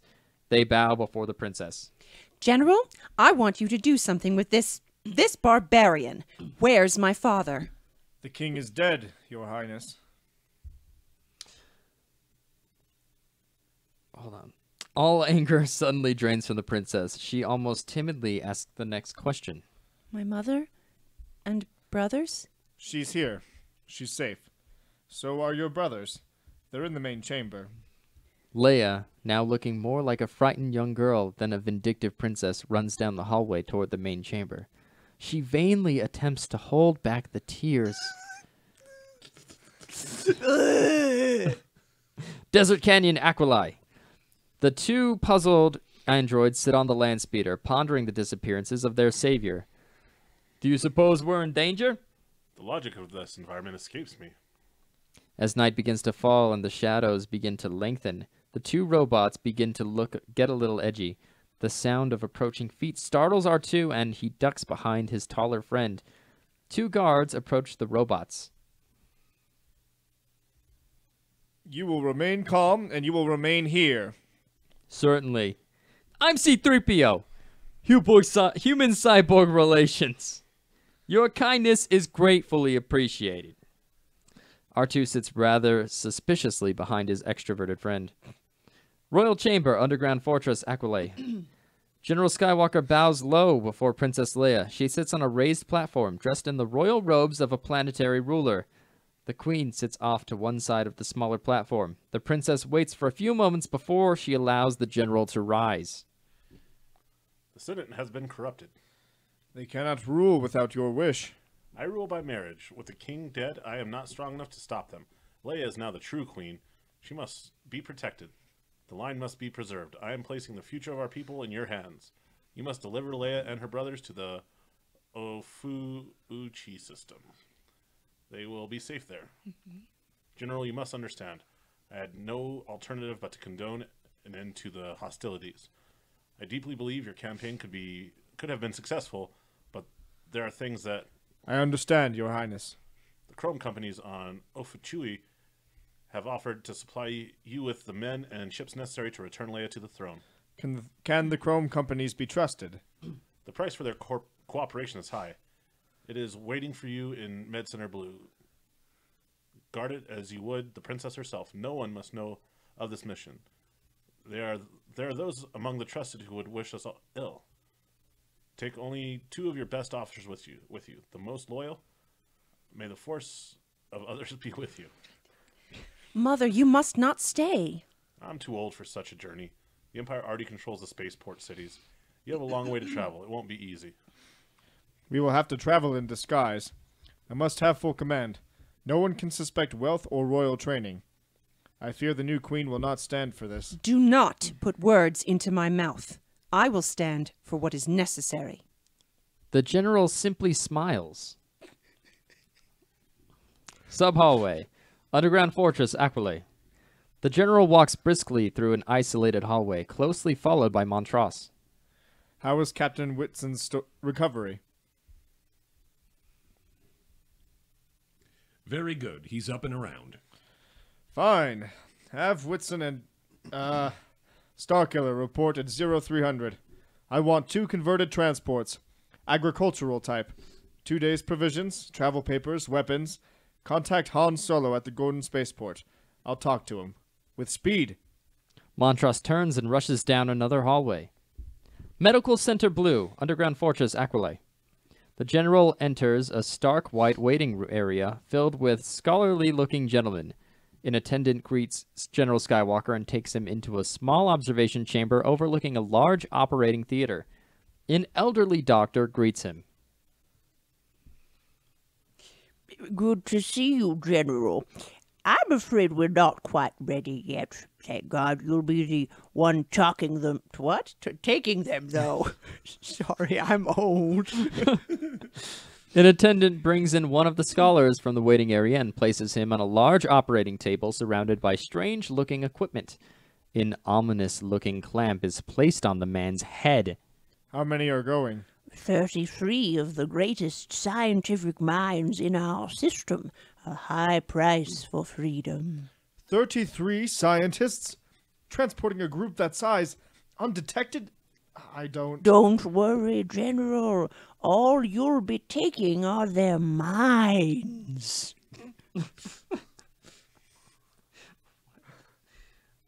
The doctor moves over to a safe-like cabinet guarded by 2 attendants. The general gingerly picks up a small clear vial filled with gray fluid. It has a label which reads, Fubun! Astrodynamics! In the background, the scholar on the operating table is undergoing a form of mechanized brain surgery. Bloodery's distillation? Yes, it has been greatly perfected. The brain is condensed into 5 ounces of fluid. This is science, folks. Cloning cell samples are included so that a structural duplicate of the scientist can be reproduced. When the duplicate child reaches the age of 6, he or she begins a series of injections of the brain fluid. By the age of 10 years, they have received all the knowledge and memory of an experienced scientist. An old mind in a young body. We have prepared a special shock belt to carry the vials. In the background, the limp body of the scholar on the operating table is removed, and another scientist is escorted into the operating theater. Dr. Bloodery, a portly doctor in his 40s, enters the room and shakes hands with the general. General, this is Dr. Bloodery. He'll be making the trip with you. It's an honor to meet you, General. I'm sure I couldn't be in safer hands. The Chrome companies are exacting a high price indeed. Politics will be the ruin of us all. Careful. If we could rid ourselves of the politicians, generals would no longer be necessary. We should be ready by 0300.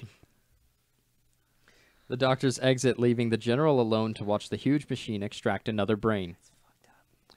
Spaceport, observation deck, Aquilay. Governor Hodak, General Vader walked down a boarding ramp to an observation deck overlooking the conquered city of Gordon. They are followed by a number of aides and officers from the Imperial fleet.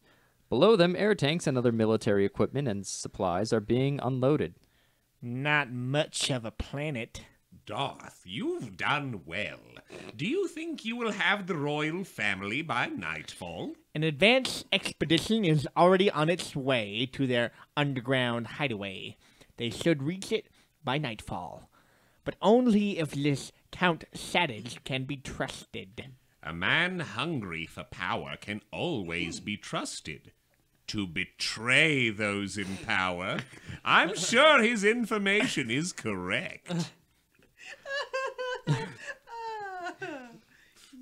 Hidden Fortress Canyon. Jeez.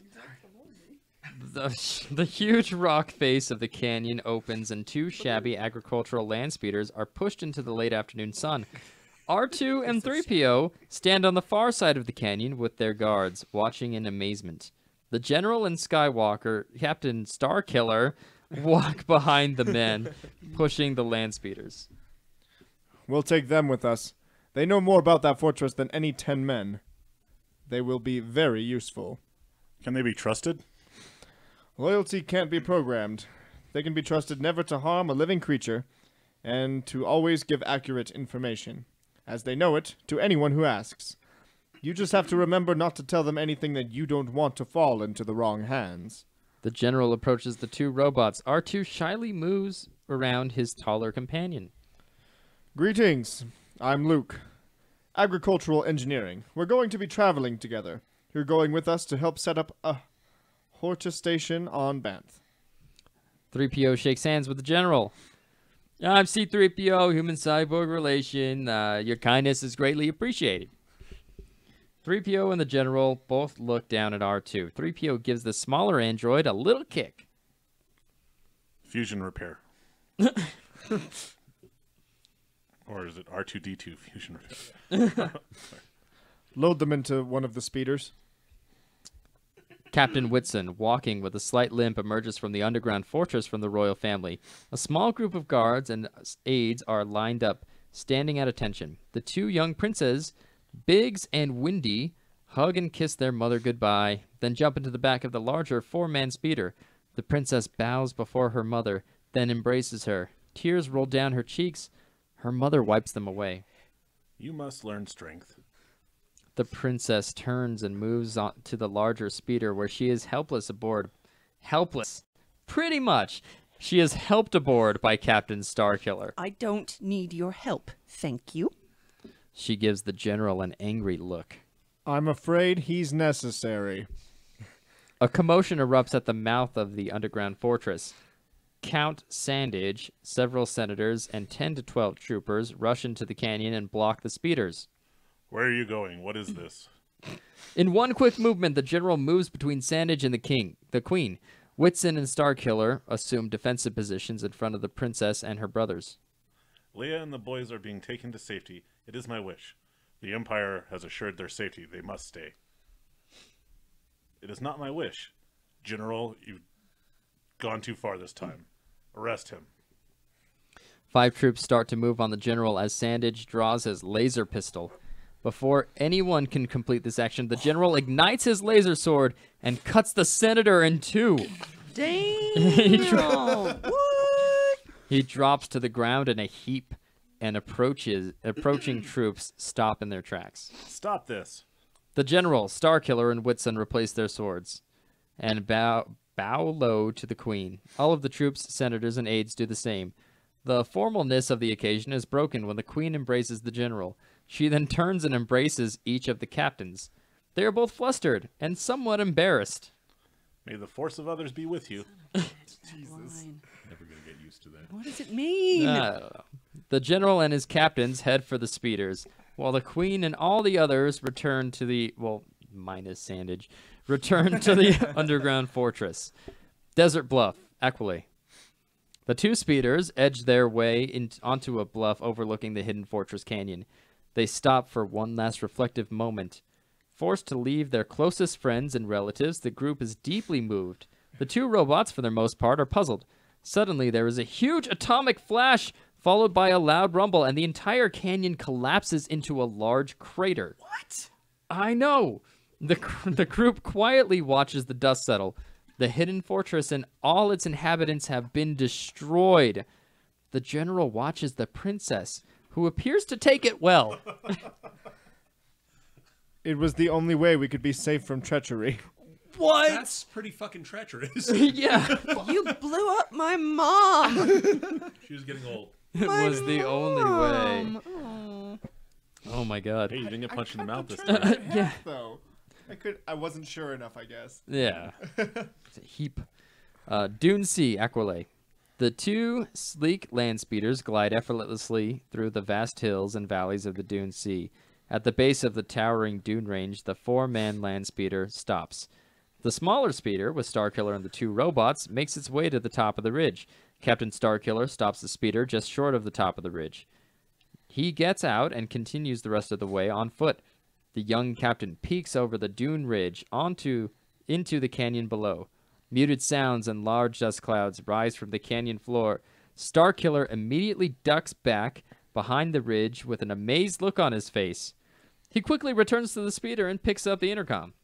Sir, you better take a look at this, but come easy. The four-man speeder starts with a crack and slowly moves up the side of the imposing dune. It stops next to the smaller speeder. The general and Whitson get out and make their way to the top of the ridge, where they join Starkiller. Far in the distance, crossing the endless dune sea, is the Imperial Invasion Army.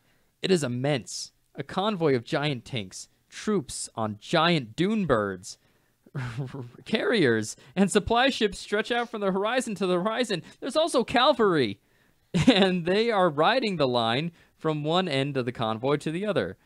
Hundreds of troops ride one-man jet sticks in, like, power pogo sticks. I don't know.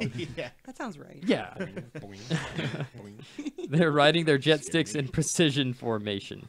Their lances form a giant pincushion. It is an amazing sight. They're heading toward the fortress. What will they do when they find it destroyed?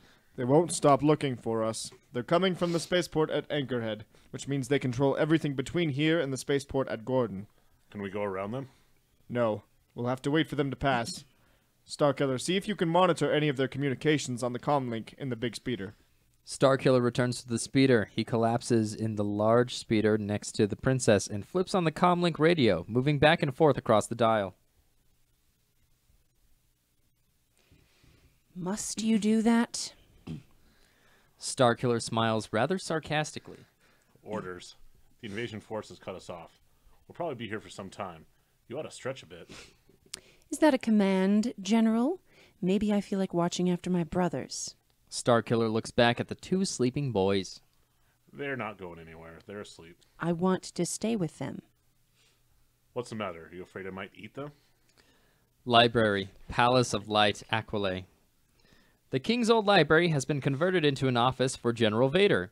He is sitting behind his desk as Prince Valorum, the Black Knight of the Sith, enters and salutes. The Black Knight is dressed in the fascist black and chrome uniform of the legendary Sith 100. The general returns his salute. Welcome, Prince Valorum. Your exploits are legendary. I have long awaited to meet a Knight of the Sith. If there is any way I can assist you, my entire command is at your bidding. I want to tie into the computer network, a control center, and communication access. Right away! I'll also transfer all information we have on the General. His command post was self-destroyed, but we believe he is still alive. Do you really believe he's a Jedi? Oh, if he was not a Jedi, I wouldn't be here. Wasteland, Aquile. The speeders make their way across the gray desert. It is dawn. The twin suns have yet to rise over the distant hills. The speeders are coated with dust and grime, indicating that they have traveled far. The two captains drive through the night. As everyone sleeps, Starkiller calls Whitsun on the intercom. How are your fuel packs? I'm reading -4. I'm too low to transfer any. The general, who appears to be asleep, opens his eyes and takes the microphone from Whitsun. There's a fuel station 14 degrees by 2 meters. The occupation force should have control of it by now, so hide your weapons, but keep them within reach. Fuel station, Aquilai. A series of low concrete structures rise out of the desert. The speeders stop in front of an old weather-beaten blockhouse. The rusted bulk of the land speeder lies half buried to one side of the building. Starkiller and Whitsun jump out of the speeder and go into the blockhouse. Interior. Fuel station, Aquilai. The two young captains, dressed as farmers, enter the dingy little fuel station. It is quiet. A few power packs line the walls, and a dismantled speeder rests in the repair bay. There is a sharp dripping sound around coming from the speeder. It appears that no one is there. Greetings. Who's in charge here? They look around the deserted station, but find no attendant. An eerie quiet pervades the building. I don't get it. You don't have to. It's abandoned. Whitsun opens a door leading to a storage area and stops short. Not quite abandoned. Starkiller moves to the doorway and sees the attendant, his wife, and small daughter hanging upside down, tortured to death. Whitsun cuts them down. They shouldn't have resisted. Starkiller grabs 2 power packs from the shelf. Help me with these power packs. We'd better move out of here. Whitsun covers the family with an old work tarp. He bows to the dead, then reluctantly grabs a couple of the power packs and then starts for the door. Whitsun stops for a moment. Hear that? Someone's here. We're friends. Show yourself. Silence. Whitsun shrugs his shoulders, and they start out the door, only to run straight into a burly stormtrooper. Get out of here! Fuel station, Aquilai. Whitsun and Starkiller are pulled out of the doorway and shoved into the center of the group of 15 or 20 Imperial stormtroopers who have surrounded the 2 speeders. Several troopers have pulled General Skywalker out of the speeder. He acts senile, like a man twice his age. I'm all right. I can still move about myself. A rough-looking sergeant grabs Whitsun. What are you doing here? We're out of power, sir. Well, let me see them travel passes. I have it here somewhere. We've been relocated to a Bantha Horta station by Imperial order. Whitsun fumbles to retrieve something out of his pocket and eventually pulls out a small, round disc. The sergeant puts the disc in a small, portable reader. Various computer readouts are displayed on the monitor. Starkiller starts to put a power pack into one of the speeders. What are you doing there? All power has been restricted. We've run out. We must have power or be forced to stay here and become your responsibilities. The sergeant thinks about this for a moment as the old wise general watches him. Tension fills the air. Starkiller shuffles around to a position where he can reach his weapon. A trooper hands the sergeant a message. Take only 2 of those power packs and then move them quickly. The sergeant hurries to a military craft where he takes a call on an intercom. General Skywalker and his 2 young captains load the remaining power packs into the speeder and roar away from the station. Wasteland, Aquilai. The speeders race along through the rocky desert wasteland. The general speaks into the intercom to Starkiller. Keep a close watch. If that sergeant runs an analysis on those passes, we might be seeing him again. We should be safely inside Gordon within the day. Everyone is in good spirits. The princess and her young brothers sing an Aquilian melody, which is transmitted to Starkiller. In the smaller speeder, the general takes little Windy and lets him sit on his lap in the forward compartment of the speeder. R2 flexes 3PO's arm back and forth, attempting to discover the cause of a loud squeak. Z2 doesn't seem to help at all. Oh, it's all the filth and dust. This environment is murderous. Starkiller notices a small speck on the horizon. Object approaching, bearing 3.2. The general looks through an electro telescope mounted in the speeder. He spots a distant row of troopers riding strange dune birds. It's a patrol. It could mean trouble. We'd better split up. You stay on a direct course. We'll meet you at the western edge of Ravine 2364. Stay in contact. The larger speeder makes a sharp left turn, speeding off across a deep ravine. Starkiller can begin to distinguish the approaching troops. It looks like there's 10 of them, and they're heading right for me. Wait a second, they've disappeared. I've lost them. Continue on. Wasteland Lakebed, Aquilay. Whitson deftly maneuvers the bulky speeder through a narrow, boulder-strewn ravine. They eventually come out to a dry lakebed where they stop. Standing not more than 100 feet away, apparently waiting for the speeder, are 5 Imperial troops on their dune birds. We found them. 5 of them, anyway. Watch yourself. The troops slowly ride their huge birds over to the speeder and dismount. The officer in charge is a vicious-looking warrior with a large scar, with a large sore across his face. Let me see your passes. Whitson hands him the small pass disc and he places it in the reader. He studies the computer readout for a few moments and then returns the disc to Whitson. Have you seen any other transports in this area?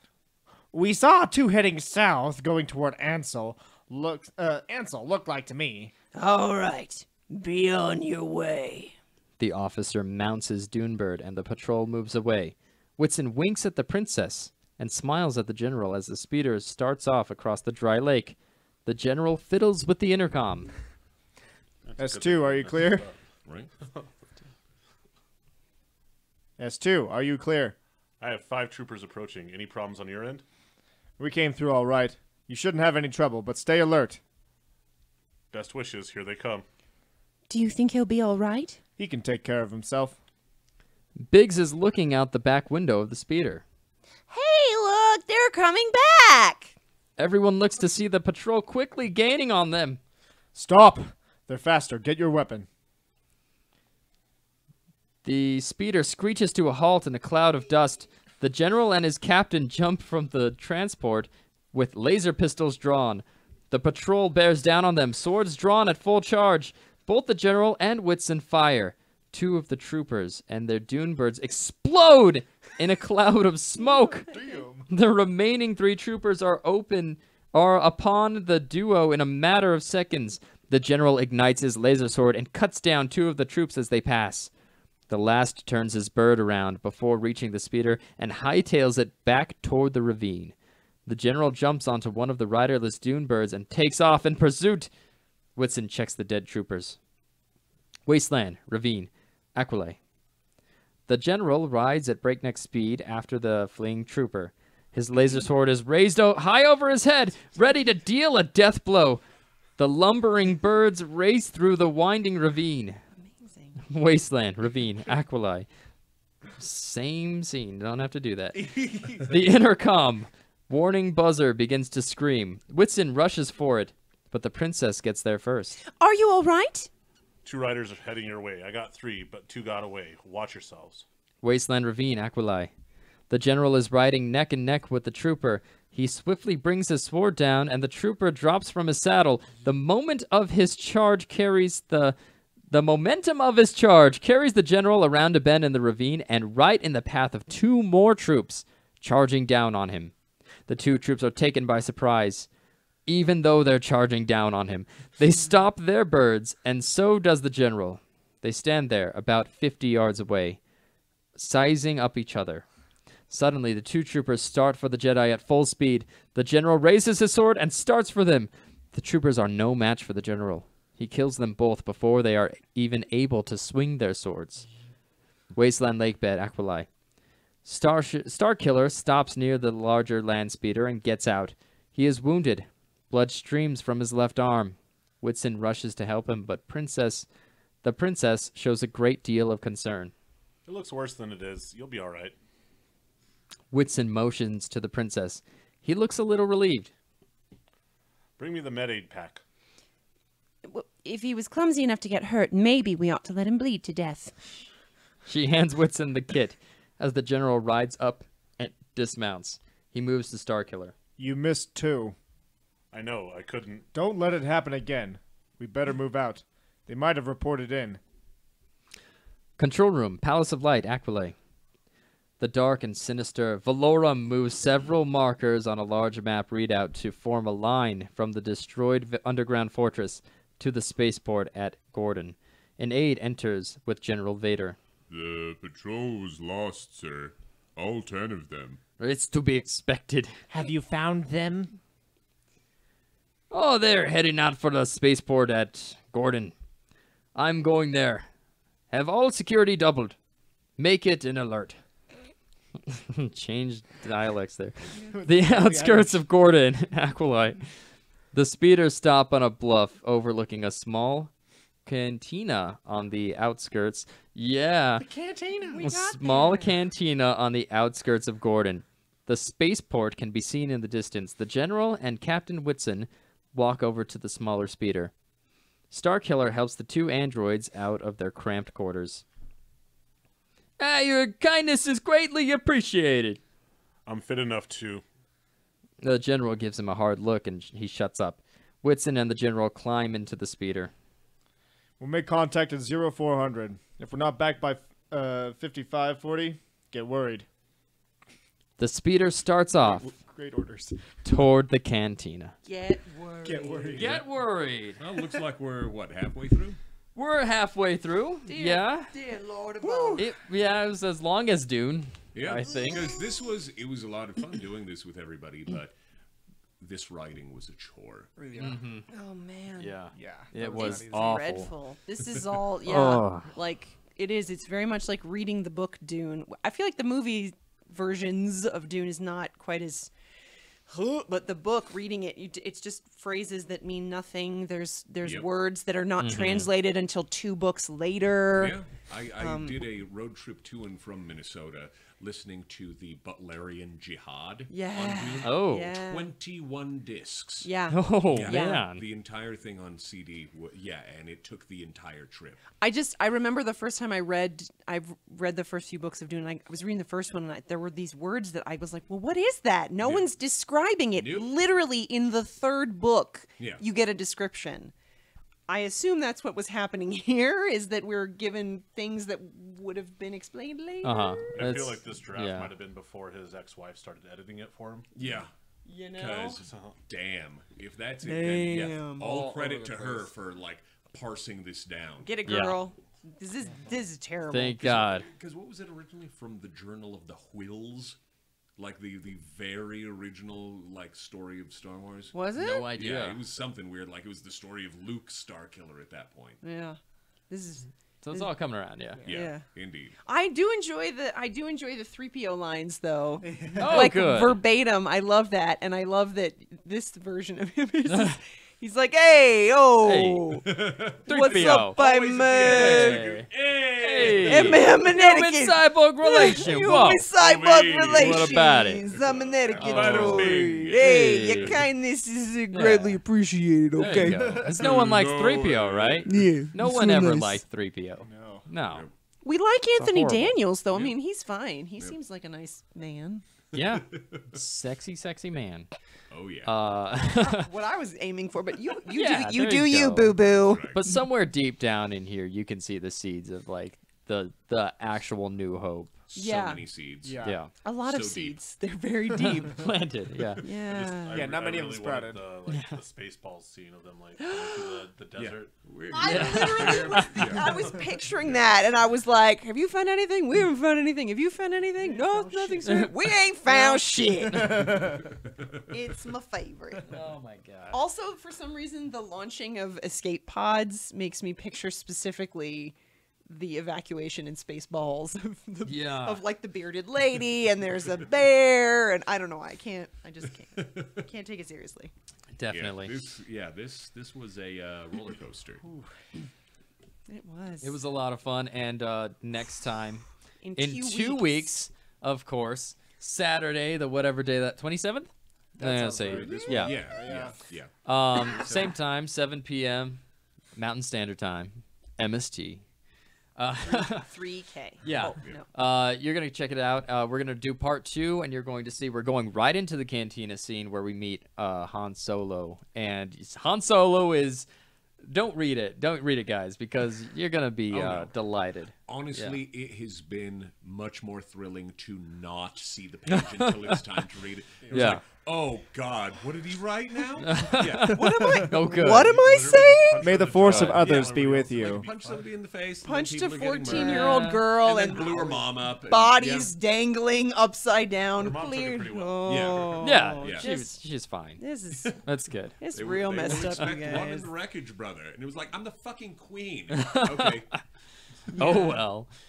Yeah, so we're every 2 weeks. So next Saturday at 7 p.m., the same time, you're actually going to see Down in Front, a new episode where we talk about some fun movie that we watch with you guys. So as always, we alternate weeks on those. So hopefully you can catch that as well. Why am I talking to this? I need to talk to that. Hopefully you can catch that as well at twitch.tv/colorcircuitlive. Say it again. Say it again for the people in the back. Hey, twitch.tv/colorcircuitlive. That is T. No, I'm not gonna do that. I'm not gonna do that. No, It is the you American guys. spelling of color, not the British version. Oh yeah, you're right. But we do spell humor in the British fashion, so there we go. It's a little weird. Yep. So bit of something for everyone. yeah, let's thank everyone for joining us. Thank you if you joined us live. This guy apparently spammed us. A lot of yeah. Check it out. Hey, thanks, buddy. Well, Yeah. at least, you know they care. We weren't boner paying pills? attention. No. I don't know. Pass. Now they're just like low T pills. Hear that one? Yeah. Okay. So yeah, thank you very much. You can catch us at that address. You can catch us every other Saturday, and we love you. We do. A lot. May the force of others be with you. Oh.